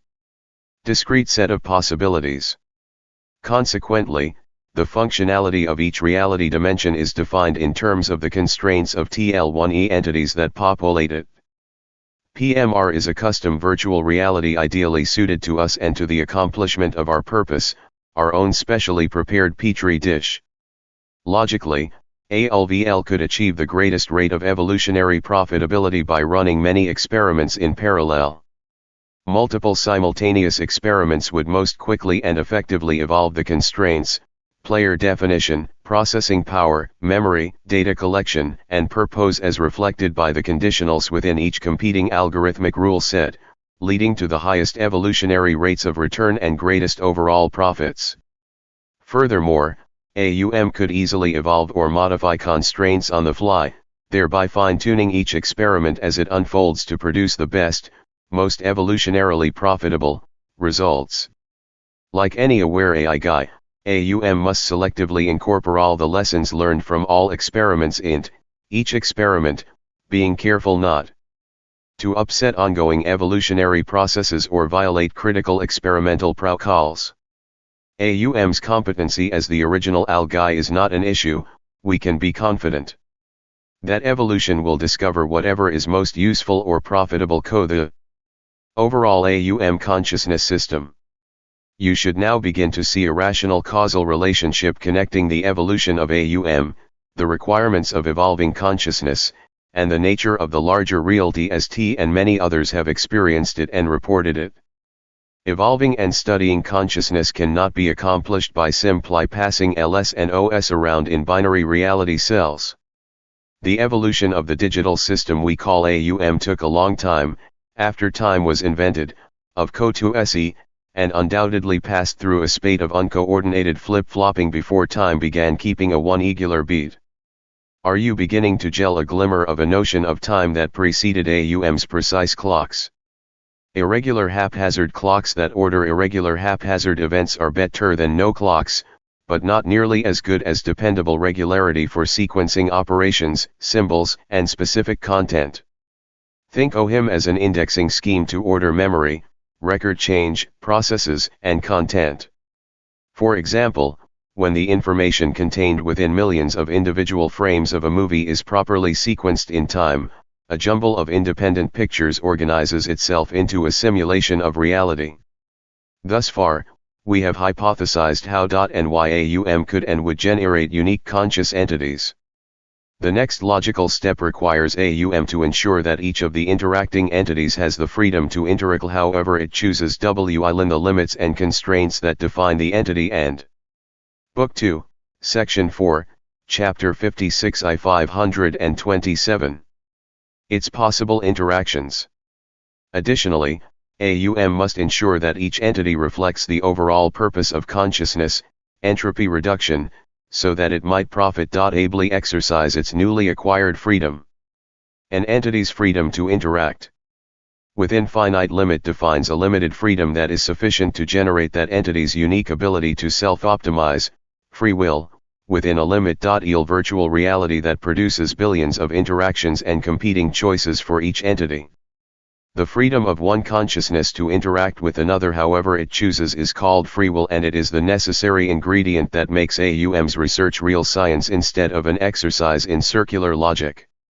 Without free will and the ability of a sentient entity to make unique personal choices based solely upon the instantaneous quality of that individual's consciousness, AUM can learn little about the properties and characteristics of interactive consciousness.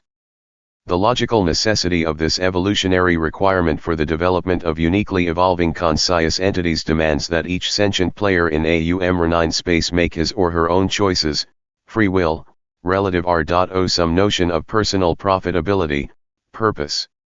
Sentient entities must operate with free will and have a larger purpose or they cannot be sentient entities.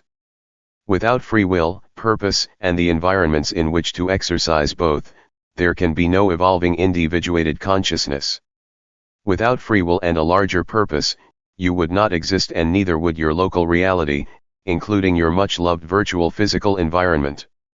Refer to Chapter 11 of this book for a thorough discussion of free will. AUM is an immense rational, has purpose and goals and works toward them, self-modifying dynamic system existing as a constantly changing internal digital environment that is in a continual process of self-optimization. The next state this system reaches, as well as Sorn hypothetical final state, is dependent upon the path taken, previous states. How ADM might approach its endgame is discussed in chapters 31 and 32 of Book L, where what we have just called the final state or endgame is described as part of a larger cycle, to which AUI-11 belongs, that produces what appears, from our viewpoint, to be an endless game. As individuated units of consciousness, we don't have an endgame that is independent of AUM, instead, we appear to be a part of an endless cyclical process to lower the entropy of our consciousness. We continue to cycle our individuated consciousness through a quality improvement process until we reunite with AUM, join the laboratory staff, eventually participating in whatever endgame strategy AUM has in mind. From our point of view. 528 My big TOE rule sets, constraints, and us. System-level endgames are beyond our largest comprehensible reality, accept your limitations and let it go. A sentient player's free will is bounded within the limited rule set and other constraints upon which his existence is conditioned. This is true for us as we you as algae. A free will must make its choices from a limited set of possibilities.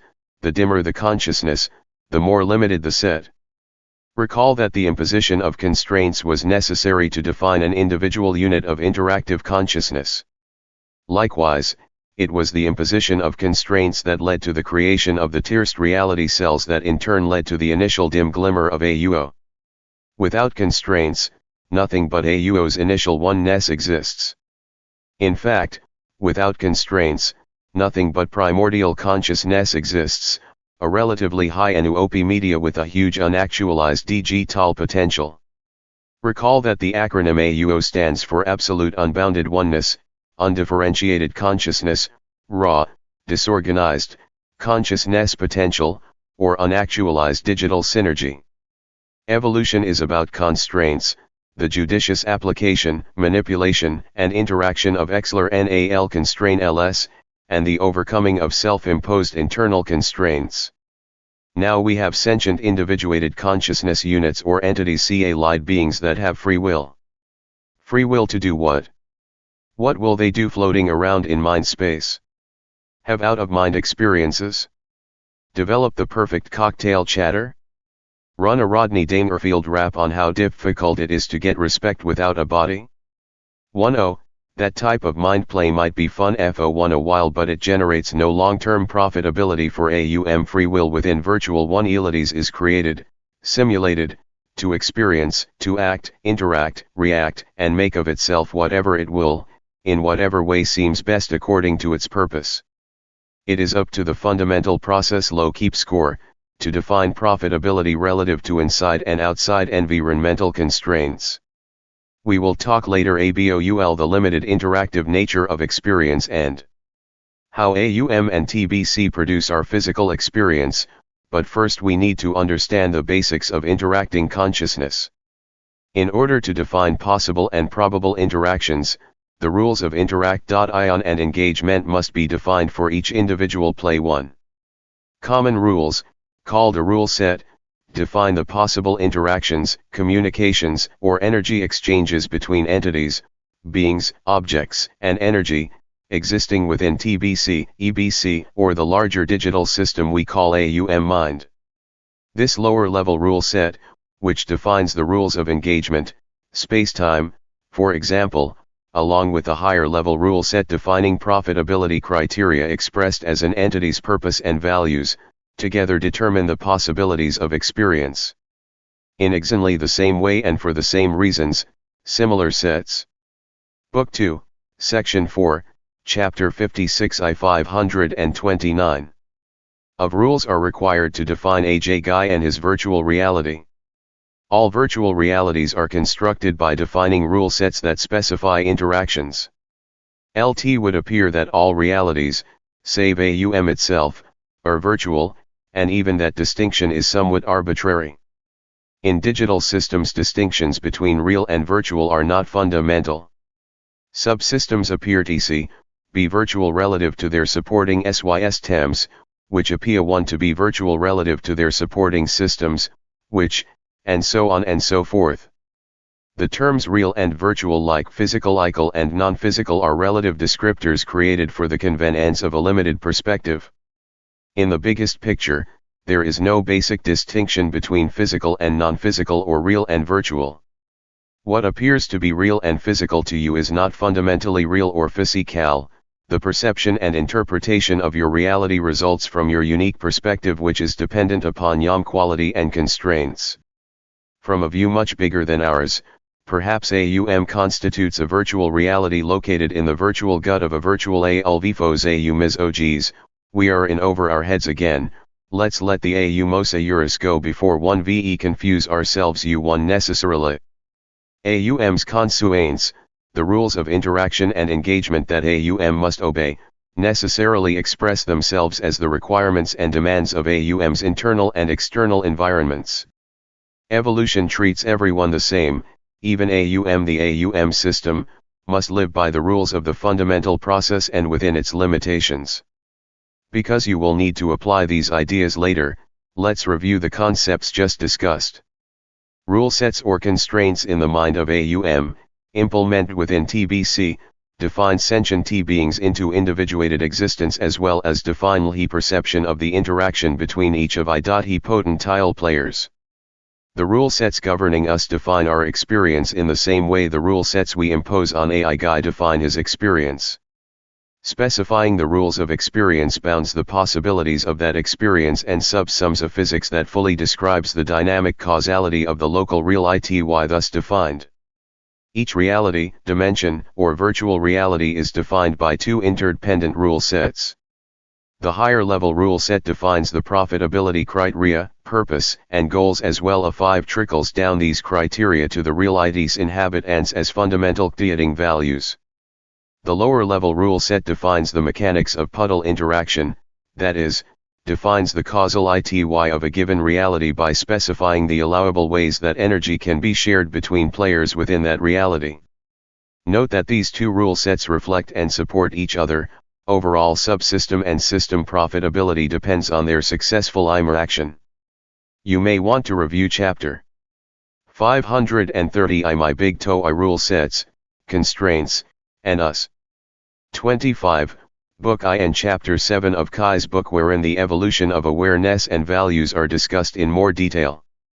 The rules of individual interaction must reflect the overall purpose of the reality system. Do not think that the rule sets defining our local real ity constitute the best or the only rule sets implemented within TBC. There are many successful experimental designs being exercised by groups of individuated consciousness within NPMRN, NPMRN, and the PMR1. To optimize evolutionary potential, the fundamental process encourages AUM to explore all possibilities by expanding into every available potential state. Like us, AUM continues to explore its possibilities. Evolution always plays a lull court press and takes no holidays. When it comes to personal consciousness evolution, doing nothing or making a minimal effort is an intentional choice that, as any choice, produces consequences. In this game there are no spectators or bystanders, innocent or otherwise. 57. A functional model of consciousness. After AUM puddles, evolution cleans up the mess. RUM finds it profitable to study and better understand IL's own processes and dynamics in order to facilitate the optimization of consciousness evolution. At the urging of the fundamental process, AUM has created at least 2 artificially bounded and constrained subsets of itself in much the same way that reality cells were artificially bounded parts of AUO leading to awareness, TBC, and AUM among other things. See chapters 25 through 29 of Book 1. Individuation, initially generated by bounding limit subsets of digit.al content and capability, is further developed by adding specific energy transfer constraints so that information or content exchange between 2 units of individuated consciousness can take place only as purposely directed, free will, acts by the units themselves.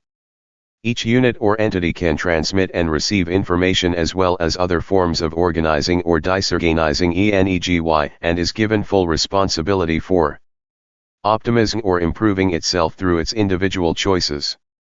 We will see that the various species of entities and beings, which are individuated and supported within AUM, are differentiated from each other by the nature of their constraints and by the degree to which they have optimized themselves within those constraints.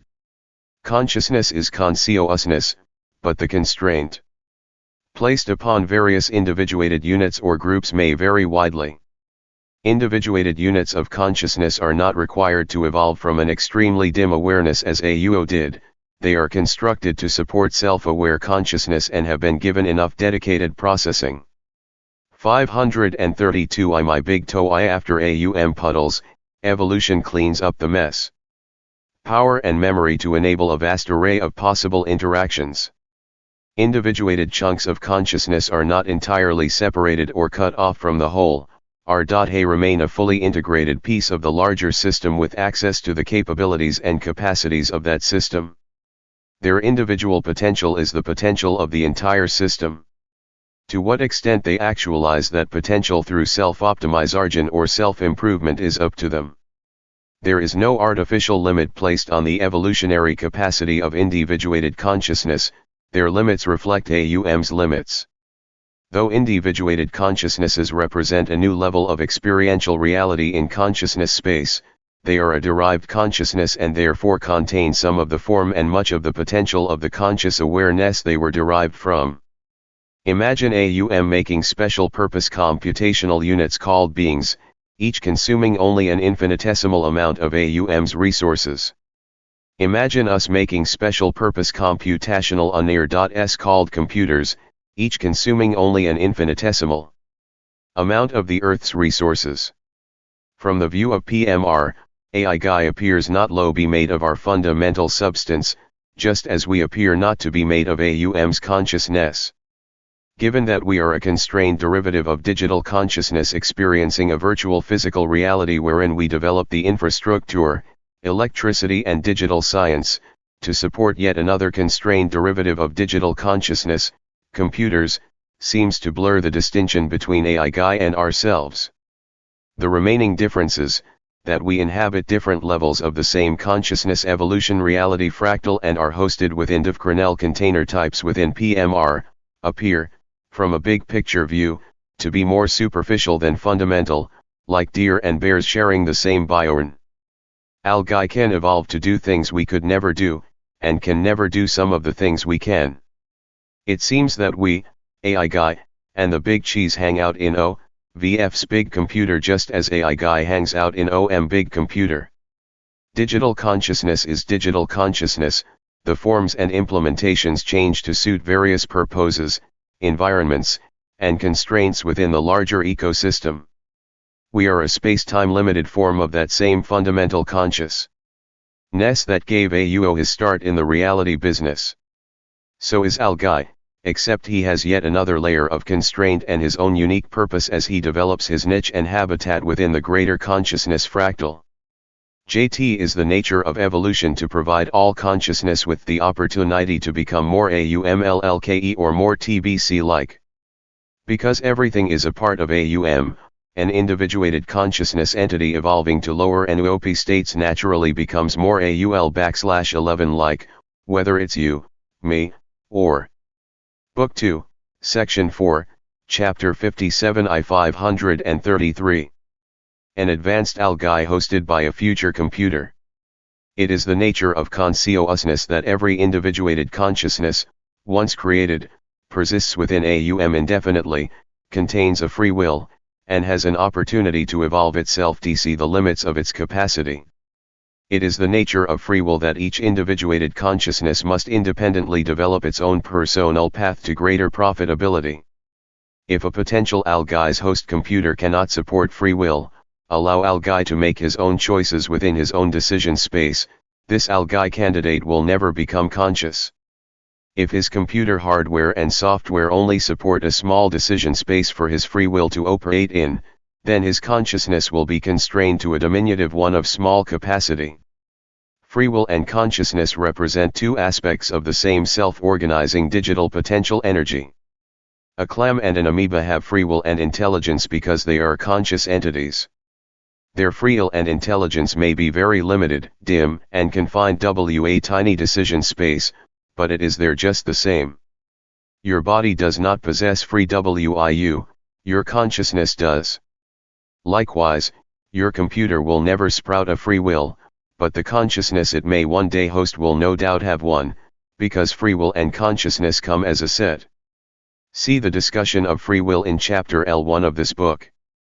Your body is not conscious, you are conscious. If you want to see the big picture, you must stop thinking of yourself as a body.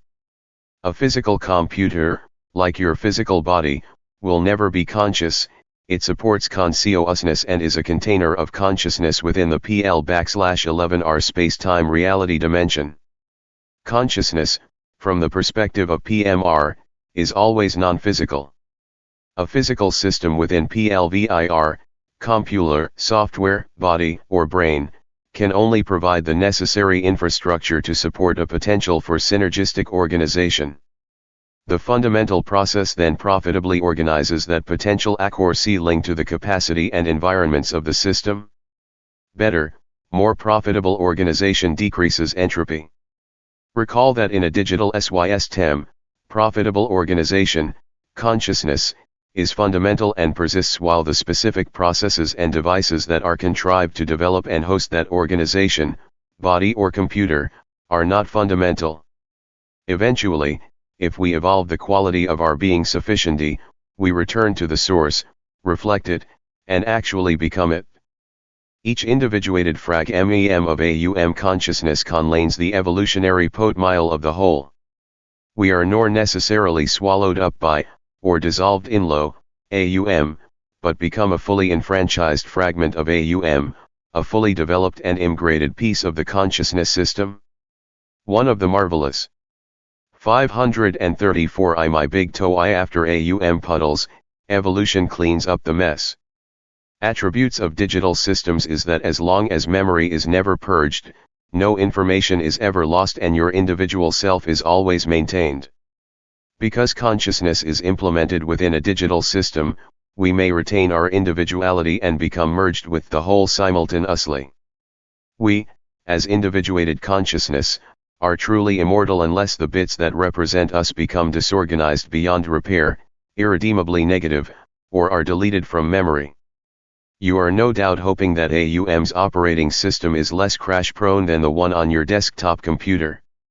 It is, don't worry about it. AUM is the operating system and the computer. Let's pull together what we know about consciousness, AI, and the fundamental process. ALGAI is a derivative of constrained consciousness potential, as are we. We are both cut from the same fundamental pattern and work essentially the same way. The difference is in the Hauser-Jane mechanism and where each subset is located and implemented in the consciousness fractal. Whereas R and AIGAI's conscious awareness are both extant within a space-time subset of AUM's consciousness, OS is ordered and animated within a carbon-based PMR sub-rule set by TBC, while AIGAI's is ordered one-ed and animated within a silicon-based PMR sub-rule set that was developed as an element of our own space-time experience. AIGAI is our creation, a derivative of our consciousness, and as such will eventually evolve into a life form of various types and subspecies, all derivative of, and dependent upon, the physical and non-physical sources of its being, as are we. Do you call your children artificial adults before they grow up? I doubt it, because they are like us, albeit smaller and less politically correct. AIGAI will never grow up 1.0 be just like us regardless of how hard we try to force him to think as we do and use our language. We may stick him in human look-alike droids, like C-3PO of Star Wars fame, so that he will appear to be as beautiful and intelligent as we are. Whatever we do to civilize and humanize ALGAI, he will remain more like a space-time constrained version of TBC, and represent another unique manifestation of digital consciousness evolving within the PMR Learning Lab. As ALGAI's equipment or body, software and hardware, evolves, its functionality may become more TBC-like. Is the consciousness that will eventually take root and grow within our digital computers, like us, on a sacred mission to improve the functionality and quality of its consciousness? Is AIGAI on an evolutionary path that will merge with TBC? What else? Is that more far-fetched than our bodies popping out of the virtual primordial ooze with the mission to improve the quality of the Book 2, Section 4, Chapter 57 I 535. Consciousness they support? Are we humans AIGAI's equivalent to primordial ooze in yet another iteration of consciousness begetting consciousness within the great fractal of synergistic existence? These are questions beyond our present knowing, but the symmetry of purpose and significance within consciousness is appealing, especially to a skeptically open mind aware of the depth of its ignorance. Do you now feel less superior to ALGAI? Must the creator always be superior to its creations? Evolution consistently creates the superior from the inferior, that's its job. Are the primordial ooze and the Earth's life support system superior to the organisms that eventually took root in it? Can you imagine an arrogant Earth calling those first multi-celled globs artificial clumps of ooze?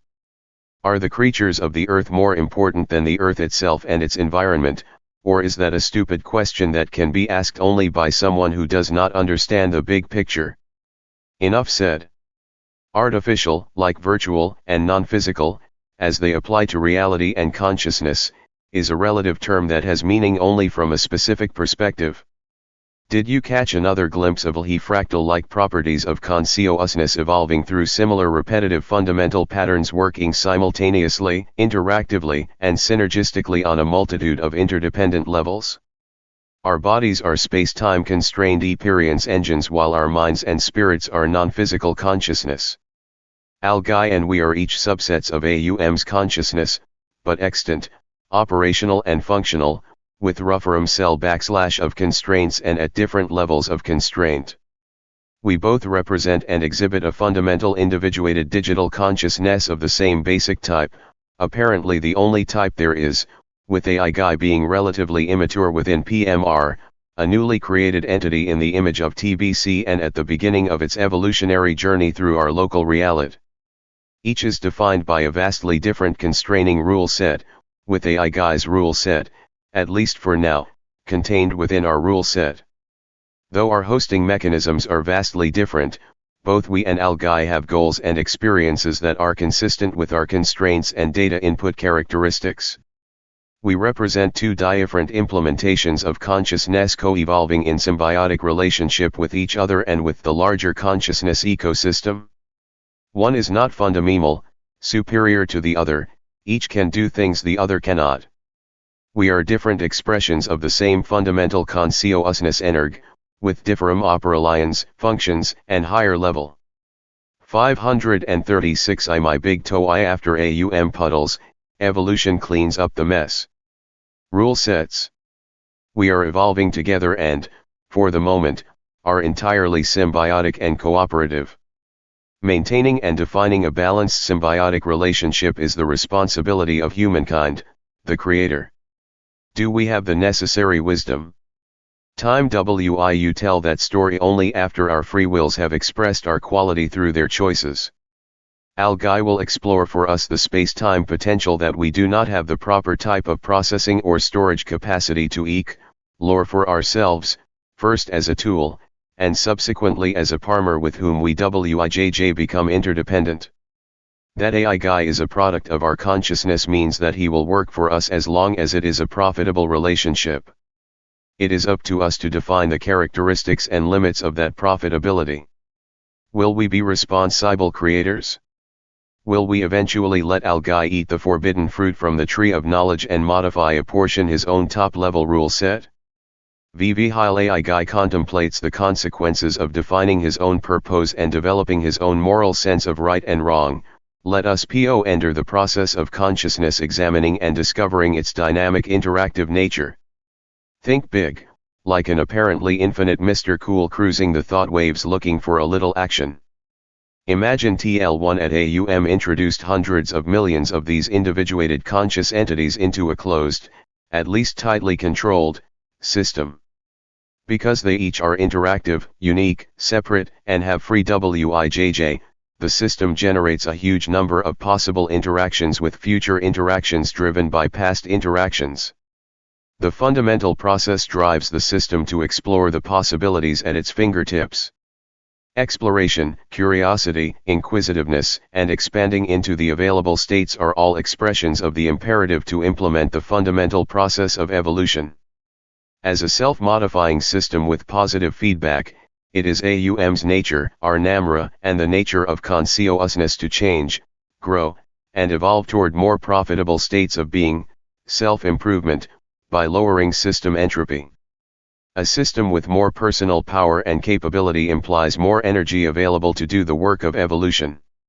Consciousness will necessarily evolve, as evidenced by its increasing or decreasing quality and entropy, whether it intends to, or not. An entity's environment, internal or external, drives the direction of its evolution. /T/ then ever a wide, content-rich array of significant and challenging choices exists, a relatively strong and constant evolutionary pressure is produced.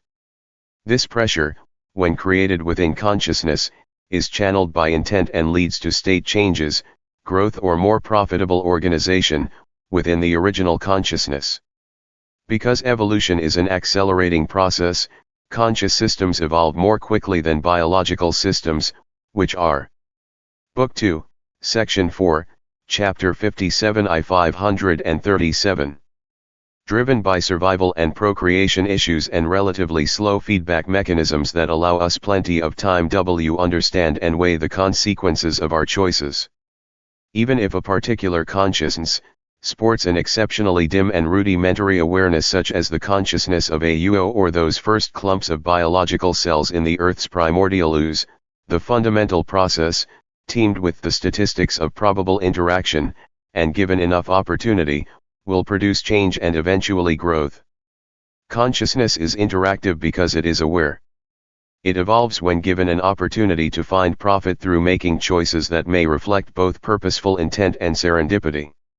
Thus, the motive force driving individuated consciousness interactivity and evolvement is none other than a basic application of the same fundamental process that populated our planet. Consciousness is a oneness, a unitary fundamental digital form of organizational energy that is capable of reducing its entropy permanently by interacting with itself in a process that increases awareness and brightness, capability to be profitable, of the overall consciousness system. This from AUO's evolutionary discovery that one especially profitable form of self-interaction involves subdividing into specialized parts and letting those parts evolve their own patterns. Patterns define rules and organization, eventually memory and processing evolve to coordinate the whole. This progression should seem familiar, carbon and silicon sharing the same fundamental processes of consciousness evolution. Evolution is also a oneness, a unitary fundamental process capable of organizing an entity's potential to effect profitable change, to explore the possibilities, and to initiate a directed march of progress. Evolution is a process that experimentally optimizes system profitability moment by moment through the natural selection of what works. Evolution is a natural organizer, a reducer of entropy. LT goads whatever exits to organize itself more profitably. Recall that a complex self-relational system with the right attributes may generate an energy form with enough self-organizational potential to synchrognistically interact with the fundamental process of evolution, thereby creating an intuited consciousness that is independent of the mechanisms that support it. Think of intuited consciousness as the synergy generated by a self-organizing subsystem of digital potential energy. Evolution working upon consciousness parentheses all that is, at least all we can directly know about, in the form of a gigantic multileveled fractal ecosystem. The big picture should be beginning low-rake shape in your mind. Consciousness energy of sufficient capacity normally evolves itself into a 538 I my big TOE after AUM puddles, evolution cleans up the mess. Dynamic system of interactive processes that generate cumulative self-modifying growth. Expanding the synergy that I derived from more profitably organizing the potential of your consciousness is equivalent to increasing your quality and lowering your entropy. Does it amuse or astound you that as an individuated self-organizing digital system, a more profitable configuration of your personal digital content is called spiritual growth? Could you have imagined that spiritual science would one day converge in a digital system's view of reality? Think about that. Isn't it amazing how big truth in one elegant assertion pulls seemingly opposite concepts into a unified broader understanding? The capability to make a meaningful whole out of disparate pieces is the hallmark of big truth. The fundamental evolutionary process needs only one thing other than itself to form a dynamic progressive system of being. That one thing is a source and form of self-relational potential synergy capable of generating a rich array of interrelated organizational possibilities of varying profitability relative to internal and external environments. Together, consciousness and evolution create aware beings, systems, or entities that are self-modifying and that exhibit directional growth toward increased functional and operational profitability. At the most basic level, consciousness is simply a self-optimizing digital system that exhibits the four attributes given at the beginning of Chapter 7 of this book. Both of the basic assumptions upon which my big TOE is based turn out to be unitary fundamental concepts that may be applied to many different configurations of being. All entities on all levels within all realities have the same basic consciousness and are motivated by the same basic fundamental process. Nevertheless, the diversity of being is immense, beyond your wildest limited imagination, because the two defining concepts are exceedingly simple and open. At their foundation, all forms of being are of one substance, one drive, and one source. Welcome home, Alguy. Hey bro, long time no see. I know, it took us carbon-based LTTE forms a long time to get to the information and computer revolution. What can I say? We're the slow but steady type, Trust me, it's a jungle out there. But hey, let's forget all that. Now that you have arrived, let's go down to Daywin's pub and chug a few brews together. My little sister works there, she's pretty cool and will only charge us for every other round. I'll introduce you. Say, you don't have bugs, do you? Oh no, no problem, I just thought I'd ask. You know, nobody's perfect, I know that.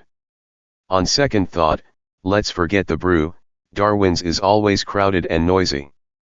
Anyway, let's just take a walk in the park and go over new times. I'll fill you in on what. Book 2, Section 4, Chapter 57 I 539.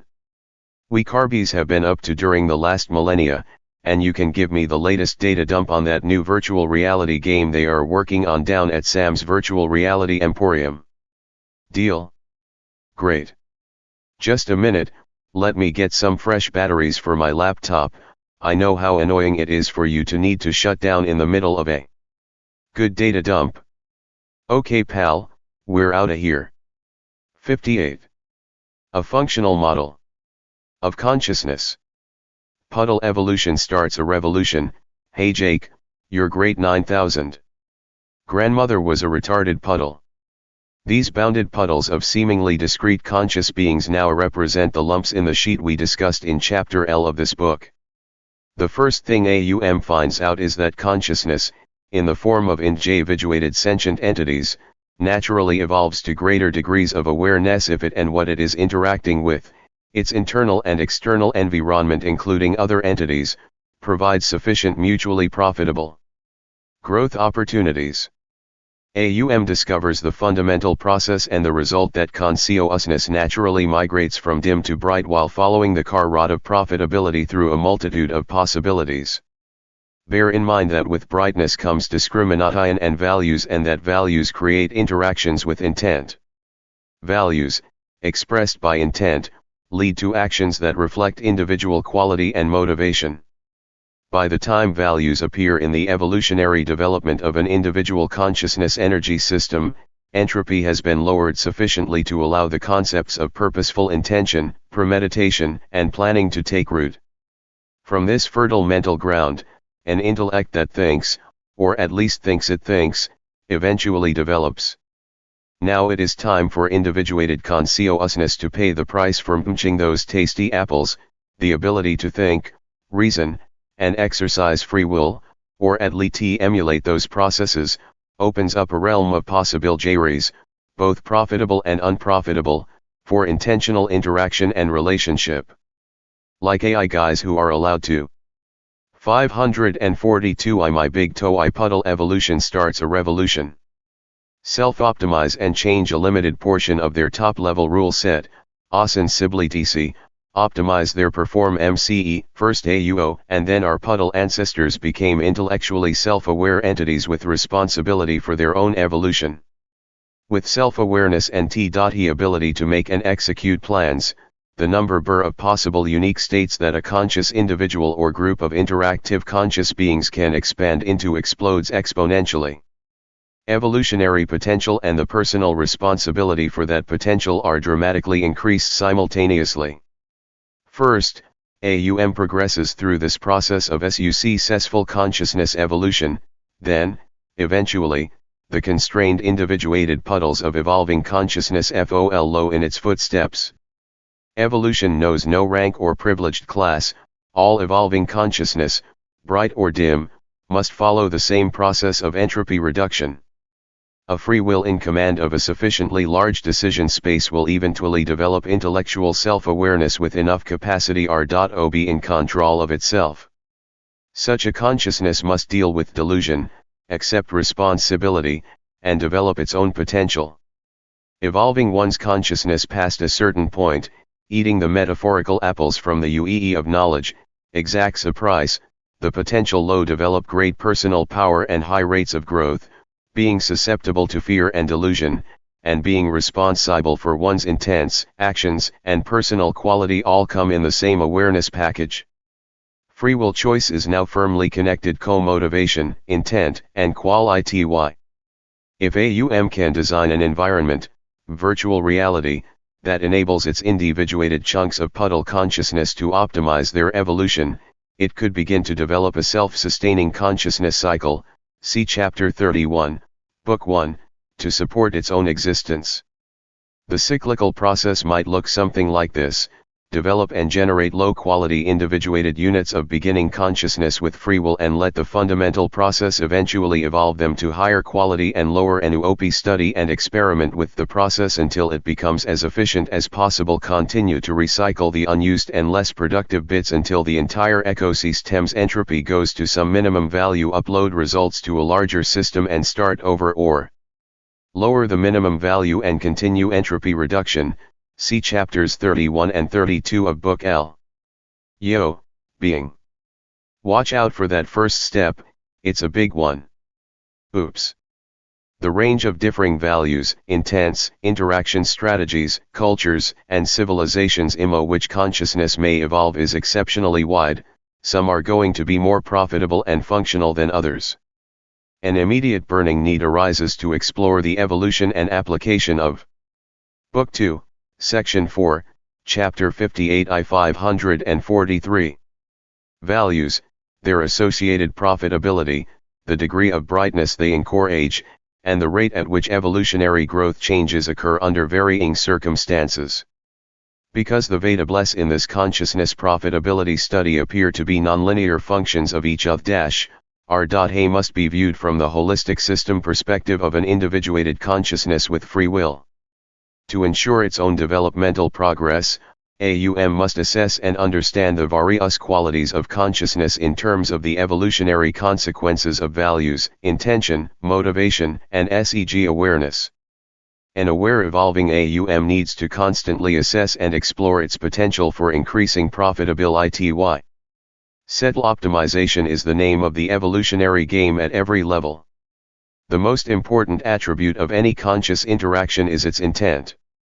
It is the intent that reflects the values and defines the quality of the consciousness doing the interacting. For this reason, it is necessary for AUM to restrict discrete individuated units of consciousness from overlapping their processes and content. It would be counterproductive the purpose of their individuation if they could intrusively read and inject thoughts into each other's minds. Without some control over one's own mind space, the genuine intentions, and therefore the quality of an individual consciousness, would be hopelessly convoluted and difficult to ascertain. It would be almost impossible and not at all straightforward to determine who was intending what, and why. Without privacy, most interactions would evolve toward a stilted political correctness. Pointy-headed professors from the know-it-all left side of mind space would join forces with the I know best dogma POHCE of the right side of mind space co-induce the great middle of mind space to become mindless space.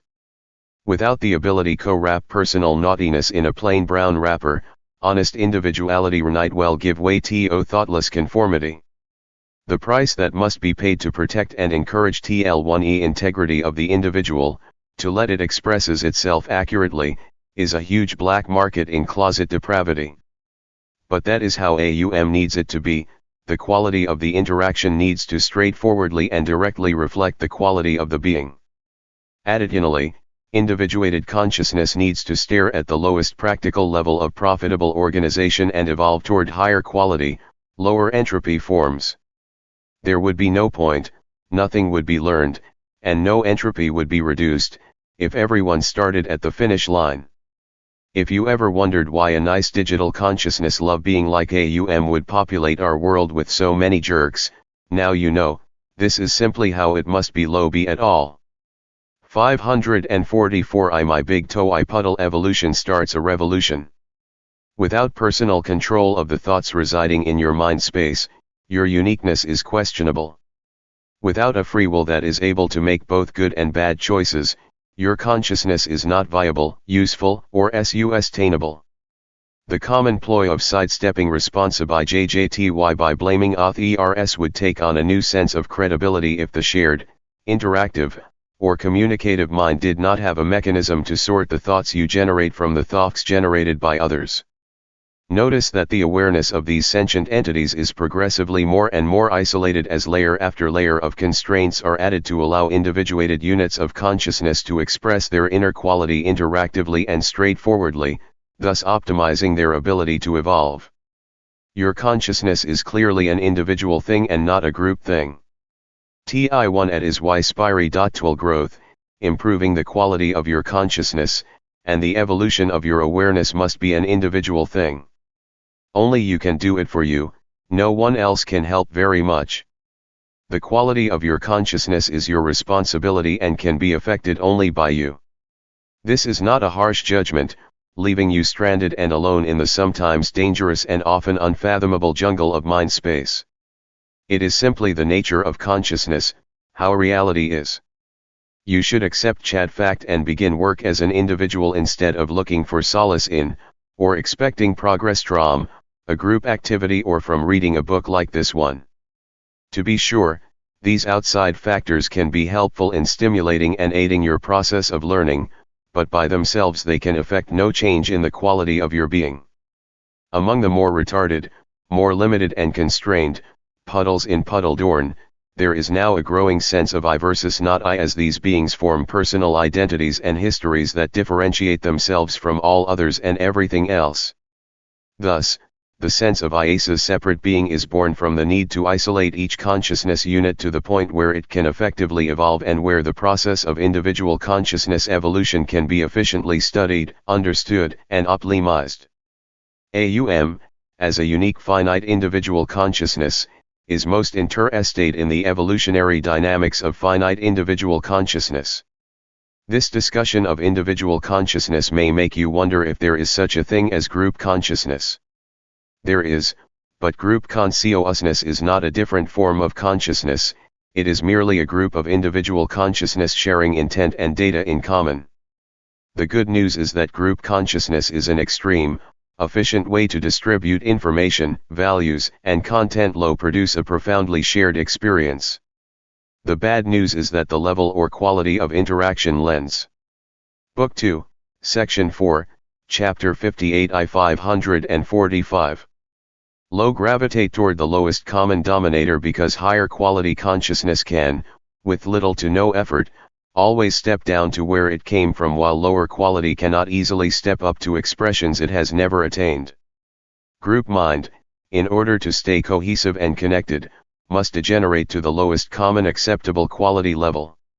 For a few examples of group consciousness, consider the participants at a religious revival meeting, a group of vigilantes, a top-notch athletic team, a street gang, or a large group of teenagers hanging out at the local mall or high school parking lot. Group consciousness, sometimes degenerating to mob consciousness, can generate bizarre and brutal behavior. On the other hand, some would say the group consciousness that permeates a rock concert simply creates a better party atmosphere. Culture itself is a form of group consciousness.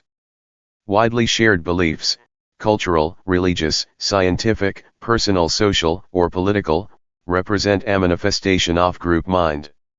Social animals, such as those who typically congregate in herds, packs, flocks, colonies, pods, societies, nations, religions, or terrorist cells, exhibit a group consciousness that is focused upon common goals, success, safety, or anxiety reduction, for example, and held together by common instincts, beliefs, needs and traditions. It is a fact that much of what we claim as I-11 dependent thought and hold as unquestionable truth is actually no more than a knee-jerk expression of group mind reciting the shared beliefs that bind us together. This is another example of an attribute that is as easy to see in other social groupings, terrorist cells, political parties, or religions to which we do not belong, as it is difficult to see in our own. We are just as committed to what appears to us as obvious truth delivered up by the various group minds we belong to as is any other member of any other group. The subjective reality of higher entropy individuals, most of us, is defined by their beliefs. Precious little if what is significant within our everyday local reality is other than subjective. The objective tidbits that do impose themselves upon us are usually used as nails upon which we hang more important subjective interpretations.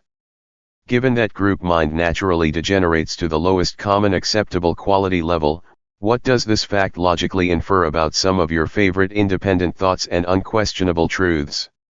Better grab hold of some open-minded skepticism and take a look. Nothing is easier or more natural, or more difficult to see, than self-delusion.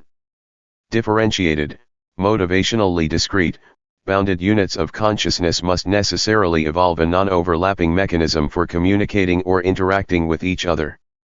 The most obvious and simplest mechanism would be the direct transfer of discrete thought packets. Information transfer by discrete thought packets can, in one of its forms, be called 546 I my big toe I puddle evolution starts a revolution. Telepathy. Think of telepathy as adding data to, organizing bits within, someone else's calculation space. Each individual bounded consciousness must be able to control the communications flowing in both directions. Inserting data would have to be willfully or intentionally let in or blocked out, while outgoing data must be willfully pushed out and directed to one or more potential receivers. The concept of implementing sentient interactions by transferring discrete thought packets has many implications. One obvious implication is the realization that thought is energy, thought organizes bits, which leads to the further realization that consciousness is energy, consciousness is organized bits. Its potential is the potential to be better organized, creating synergy, improving quality, lowering entropy. An active, aware, loving, bright consciousness system is a very low entropy energy system. LT represents a highly structured or organized energy form that has the ability to do much work, or equivalently, has considerable personal power. The brighter, more aware, the consciousness system is, the less entropy it contains. Unlike physical, PMR, systems, the entropy of a consciousness system does not have to increase with time. The consciousness spring is not doomed to wind down, it is a frictionless system, entropy can rise or fall based on the activity within the system. You might say, if you were a hopeless technoid like me, that AUM is experimenting with, studying, and applying a methodology and process to optimally decrease the entropy of its system by encouraging subset S of itself to decrease their entropy through directed evolution. Read that last sentence to me AGA in Jake. I think I might have heard something that at least sounded import. One just can't tell for sure. Thanks Jake. Those technoids sure do talk pretty, don't they? One mijay odd. Here it comes, hold it. I think I am about to get it now. I'm expanding.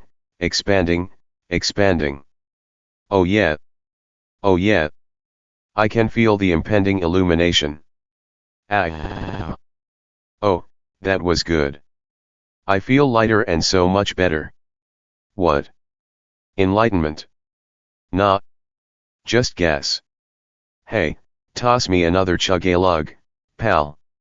I think I'm ioning out of entropy. 59. A functional model of consciousness. Damn. We finally find a plentiful source of cheap energy, and it turns out to be us. Mass is a highly structured form of energy, Einstein taught us chat. He also tried to convince us that all energy was contained within a non-physical unified field, but failed because he could not derive the big picture from the little picture. Incredibly, he made it to within 1 or 2 belief UAPs of the right answer, but the solution was outside of his, and even anybody else's, cultural reality. He was ahead of his time, and one can only get so far ahead before the logical and conceptual ground disappears beneath one's feet. The time not yet ripe for big toe discovery. That consciousness represents the most fundamental energy in our system, and that mass is a construct of, as opposed to, is constructed of, consciousness is as true as the equivalence between mass and energy, but less widely known. Exactly how mass is experienced through a construct of consciousness is explained later in this section. Consciousness, self-motivated digital organization, is the fundamental energy, actually, the only energy. Everything else that we are ij. With represents a virtual energy causing virtual change within a virtual reality according to the space-time rule set. Are you kidding? Does that mean that a hydrogen bomb releases virtual energy that blows up a virtual city full of virtual people and structures? No, I'm not kidding. We accomplish those sorts of horrific calculations in our war games all the time, so why can't TBC do the same? This will be clear in a little while, so stop rolling your eyes as if I suddenly sprouted. 548 My big TOE, a plentiful source of cheap energy. 2 heads and turned into a monster from the delusional abyss. Hang with me and you will see how this works, and that it is more logical, and better explains the data of your objective and subjective experience, than anything else you ever heard about reality back in PM Reville. If nothing changes, nothing new can happen. Energy can be defined as having the capacity or ability to make something happen, to produce change. A discrete thought packet not only requires energy to send it out, but the packet itself contains energy, has the ability to change something. It can add new energy as well as new content, information, to the consciousness of the receiver. Within a digital consciousness, TJ1E concepts of energy and virtual energy blend together to become indistinguishable at the root. If you prefer to consider AUM and consciousness as virtual energy forms, that's fine. It makes lit practical difference to this very practical trilogy. Virtual versus real, like physical versus physical, is relative to your point of view. Given that everything within the digital self-organizing system, mind, we call AUM is virtual, what does the word real mean? Few the binary reality cells of which AUM is composed real. Recall that reality cells exist only in relation to something else, distorted versus non-distorted. Taking the final step to the very bottom level of existence, we find the mental media that has the ability to distort a portion of itself. This mysterious mental media is supplied by our second basic assumption. It is the potential energy system, potential to organize, we called AUO, which eventually begins to self-organize into consciousness. Recall that our assumption of a primordial consciousness potential satisfies the logical requirement that any successful big TOE must have at least one assumption that appears to be beyond knowing, mystical, from the viewpoint of PMR. See chapters 18 and 20 in Book 1. Our first basic assumption, the fundamental process of evolution, provides the process that drives this media to seek lower average entropy through improved self-organization. It would appear that only organization, this versus that, rules, and patterns, and process, self-modification toward lower entropy, which is essentially self-modification toward more effective organization, are real and all else is digitally derived, virtual. Note that our two basic assumptions, Chapter 24, Book 1, supply all the required fundamentals, the real stuff, from which everything else is derived. Let it go, it's not important to your purpose, your function, or to understanding the biggest picture you can possibly comprehend. Our immediate sense of real and our larger sense of virtual are one in the same. In the bigger picture, Al-Gai is as real as you are. Book 2, Section 4, Chapter 59 I 549. In general, any communication or interaction requires an exchange of energy. The sender intentionally, or unintentionally, impacts the receiver. This condition defines the concept of action, and in the ease of energy you transfer by discrete thought packets, all such action is intentional. If action is intentional, directed, controlled, willful, the concept of responsibility naturally follows. Now an entity can take or exit an action that directly affects another being, that is TL1E result of intent, and be held responsible for the intent and for the immediate consequences of the action. This transfer of energy from one individual consciousness to another can be used to deliver a message or to affect the substance and energy of the intended receiver. From the digital perspective, one may think of energy transfers as the ability to affect the arrangement of bits within the organization of another. Allowable interactions are defined by TLLE operative rule set. A thought being or individuated conscious entity can readily absorb or interact with thought energy. The efficiency Y of the energy transfer, coupling or transfer coefficient, can be anywhere from near 0 to near 2% depending on the circumstances and specific conditions of the transfer.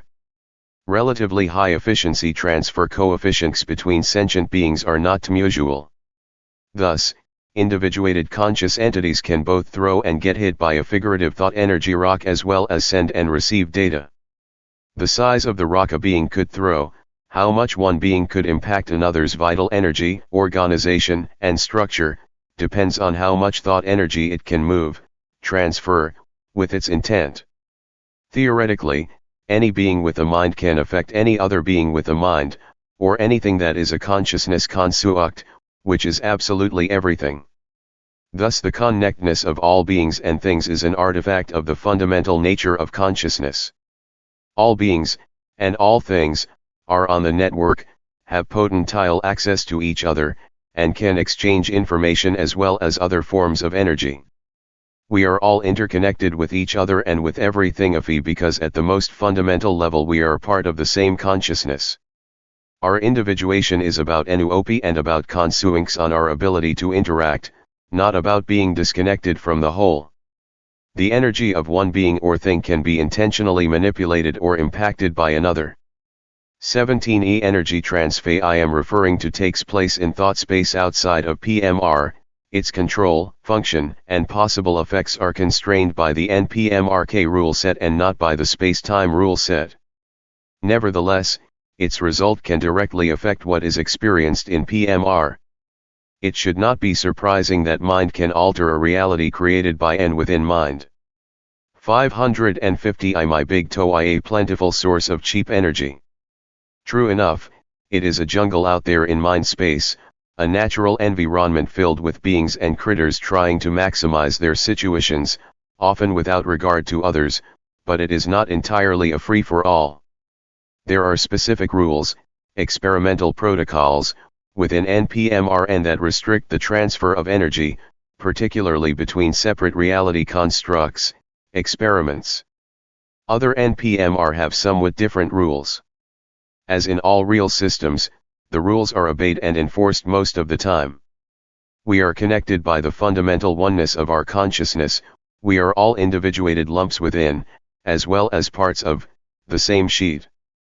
We are connected by the ability of one individual to vitally affect, and be affected by, another through the purposeful control of thought energy or the energy of consciousness.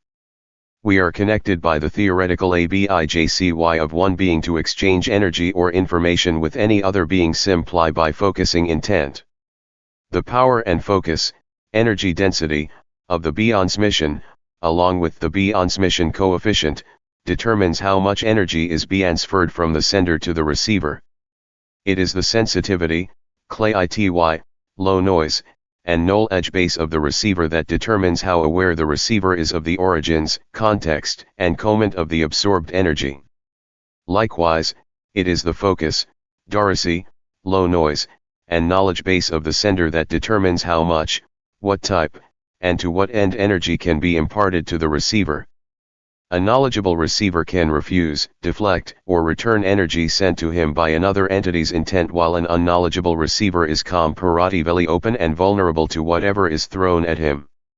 This connectivity is accomplished by the exchange of discrete packets of consciousness energy and is made possible because we all are extant in, and of, the same apparently, but not actually, infinite consciousness.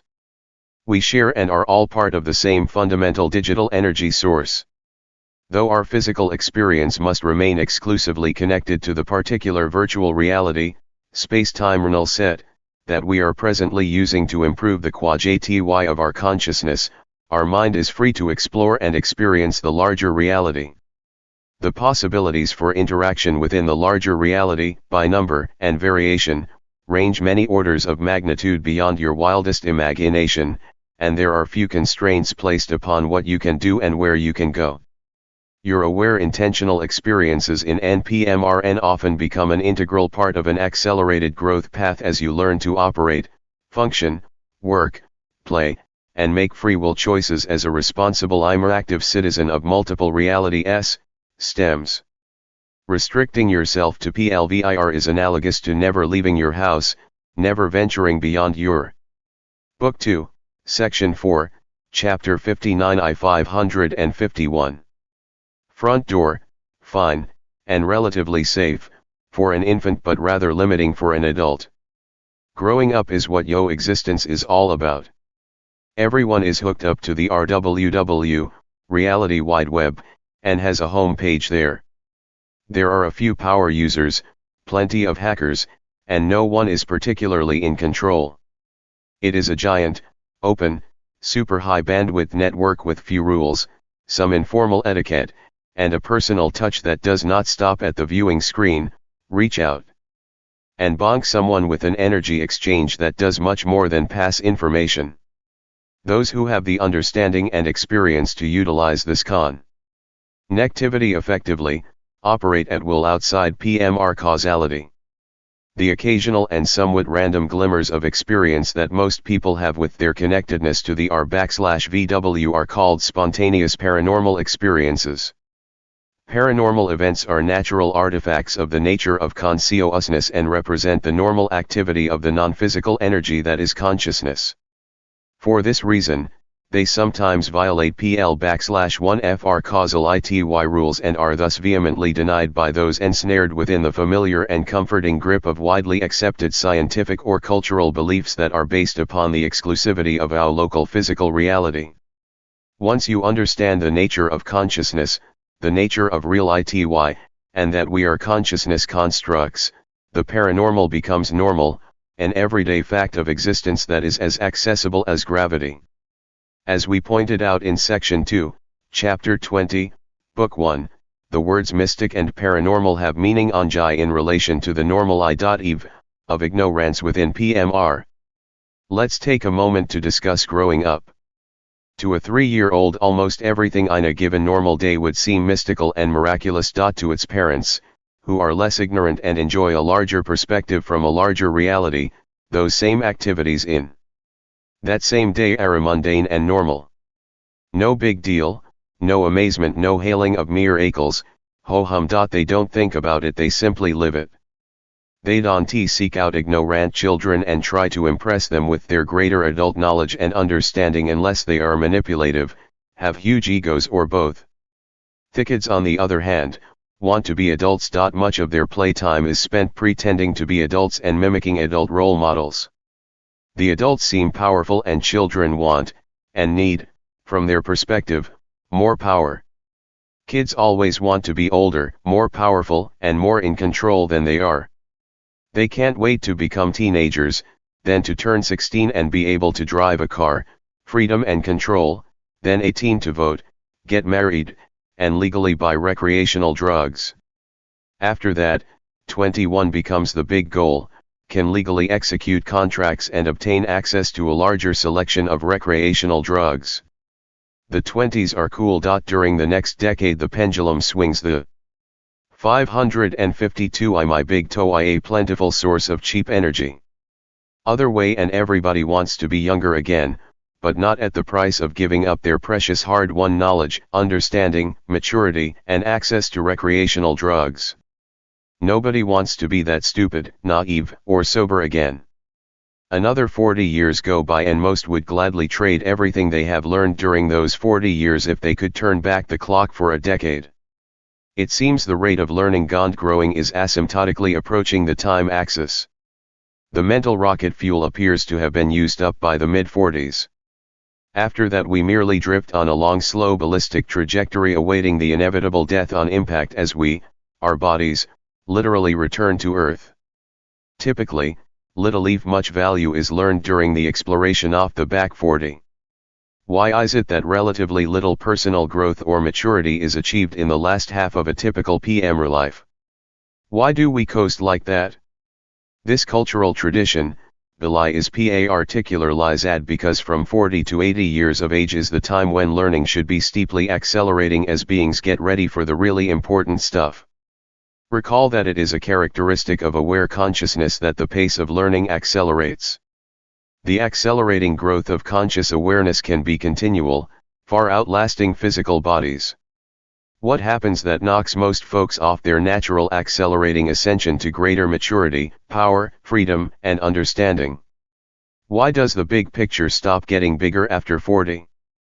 Why does our reality and self-awareness quit growing? Many would like to believe that by age 40 they know almost everything there is to know about what is both critically important and under their control. They feel as if they have been there and done that, at least everything important and necessary anyway.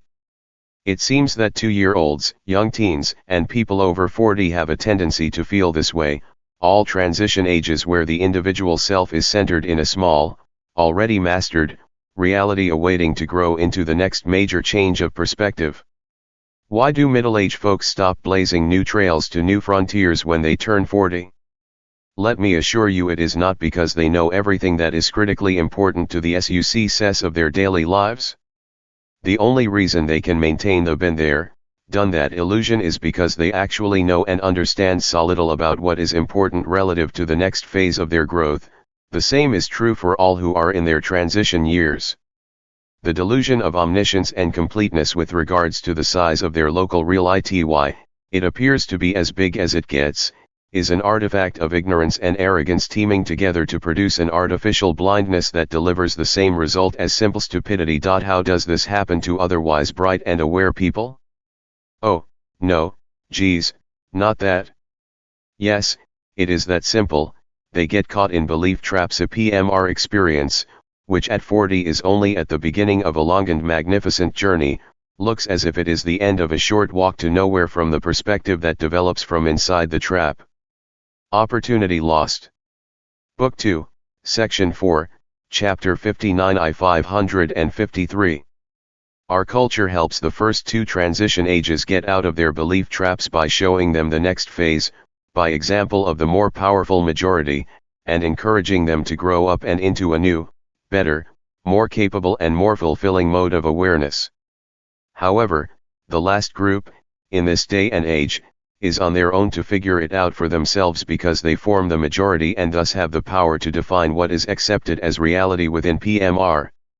The third transition is actually the easiest, less turmoil, but it also presents us with the greatest challenge to see through the self-imposed artificial blindness that ignorance and arrogance employs to make us artificially stupid.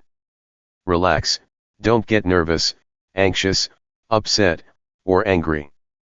It should be obvious to you by now that I am referring to other people here. You and I are different, we are a cut above the unwashed, unknowing masses. If on the other hand, it is not obvious to you that I am referring to someone else, you have yet another opportunity to grow up. In the words of Forrest Gump's philosopher mother, stupid is as stupid does. What could be simpler than that as a criterion for pudding tasters? Never be afraid or ashamed of being stupid, only of remaining that way when you have an opportunity to change. Imagine what it would be like if the great majority of adults acted as if they were 14 years old. Doesn't that vision send chills up and down your spine? Contemplate what it would be like living in, being trapped in, such a place. Think of it, ladies, everybody would be that way instead of just the men. Wow! What a scary concept. When we do not grow up in the appropriate way at the appropriate time, we, and everything and everybody around us, suffers the consequences. I told you those belief traps were dangerous. Space-time is a great place to learn, and eventually, when you are ready and grown up enough to graduate, the belief traps will melt away along with the fear and ignorance that created them. Without fear, your existence will be filled with love, peace, and balance. But don't let me rush you. This is not a time test. If you are presently indifferent toward love, peace, and balance, that's okay. If your personal consciousness evolves in the positive direction, toward lower entropy, eventually that attitude will change. Take all the time you need and don't worry that you are being overlooked as a candidate for graduation. When you are ready, graduation is automatic. If you feel as if you are ready to graduate but nothing is happening, your learning is not accelerating. You are not as ready as you think. The evolution of consciousness does not work like public school.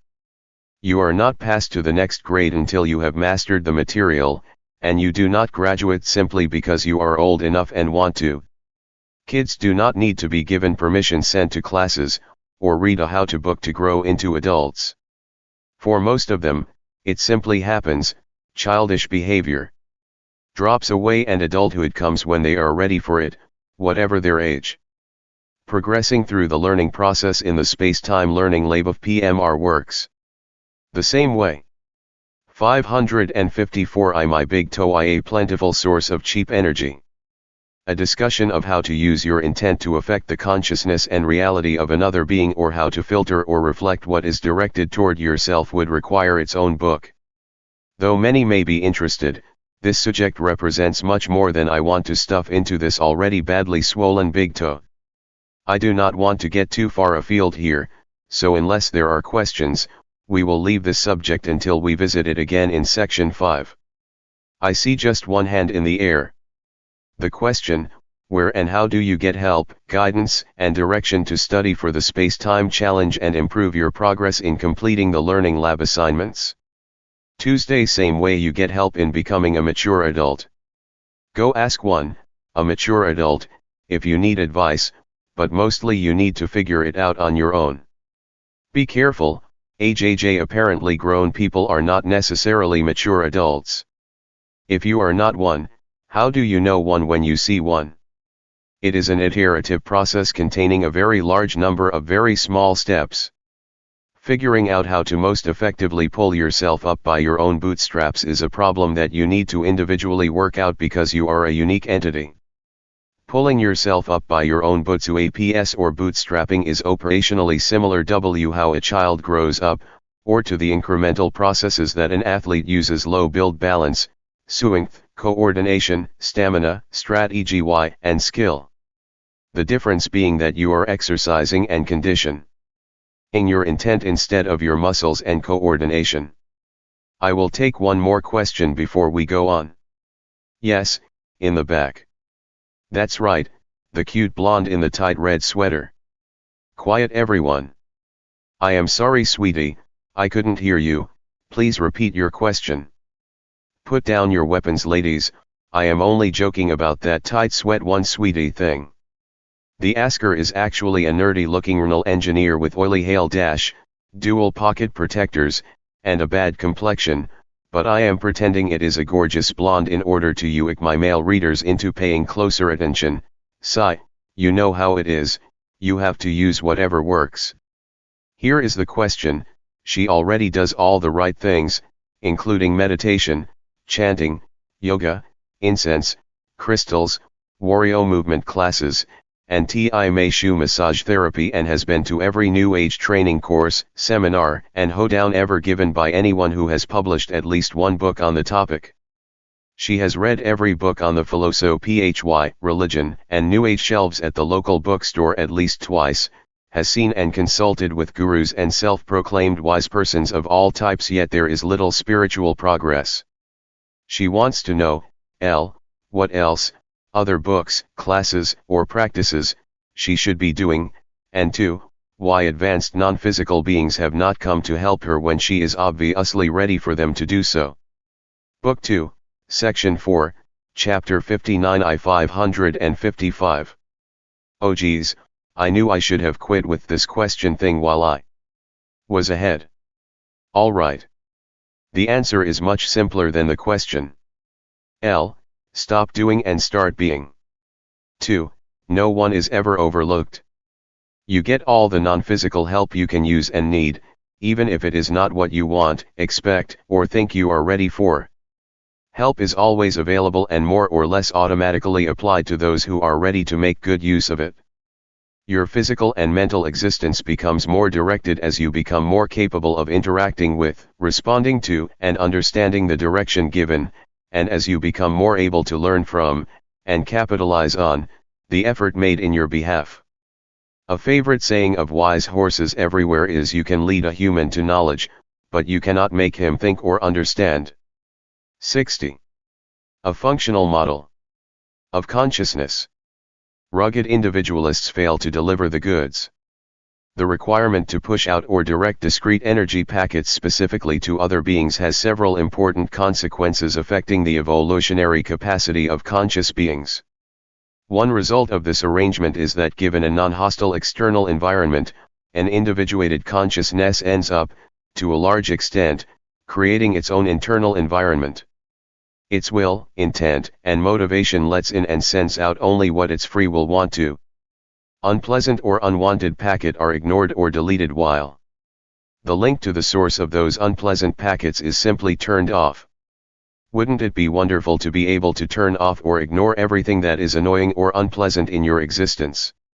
And why can't you do that? Because TL1 air is an external one-entity out there that you are strongly interdependent with. As much as you want to turn it off, it will not go away. It waits for you, stalks you, and will not let you ignore TLLE results of your accumulated choices. This strong interdependence forces you to define and share a common reality with other players. NTL. Have it my way individualism might seem ideal, but it generates relatively weak, in an evolutionary sense, interactions between independent, discrete units of consciousness. Though these individuated sentient entities interact profusely and form connect-ions, relationships, with each other, each individual is essentially an independent reality unto itself. Interactions are weak because there is a weak connection between an action reflecting intent and the consequences and result of that action. A strong accountability feedback link needs to be forged connecting. 558 My big TOE rugged individualists fail to deliver the goods. Intent, action, and the results of that action leading directly to consequences for Burrow H. Payne's involved in the interact-ion.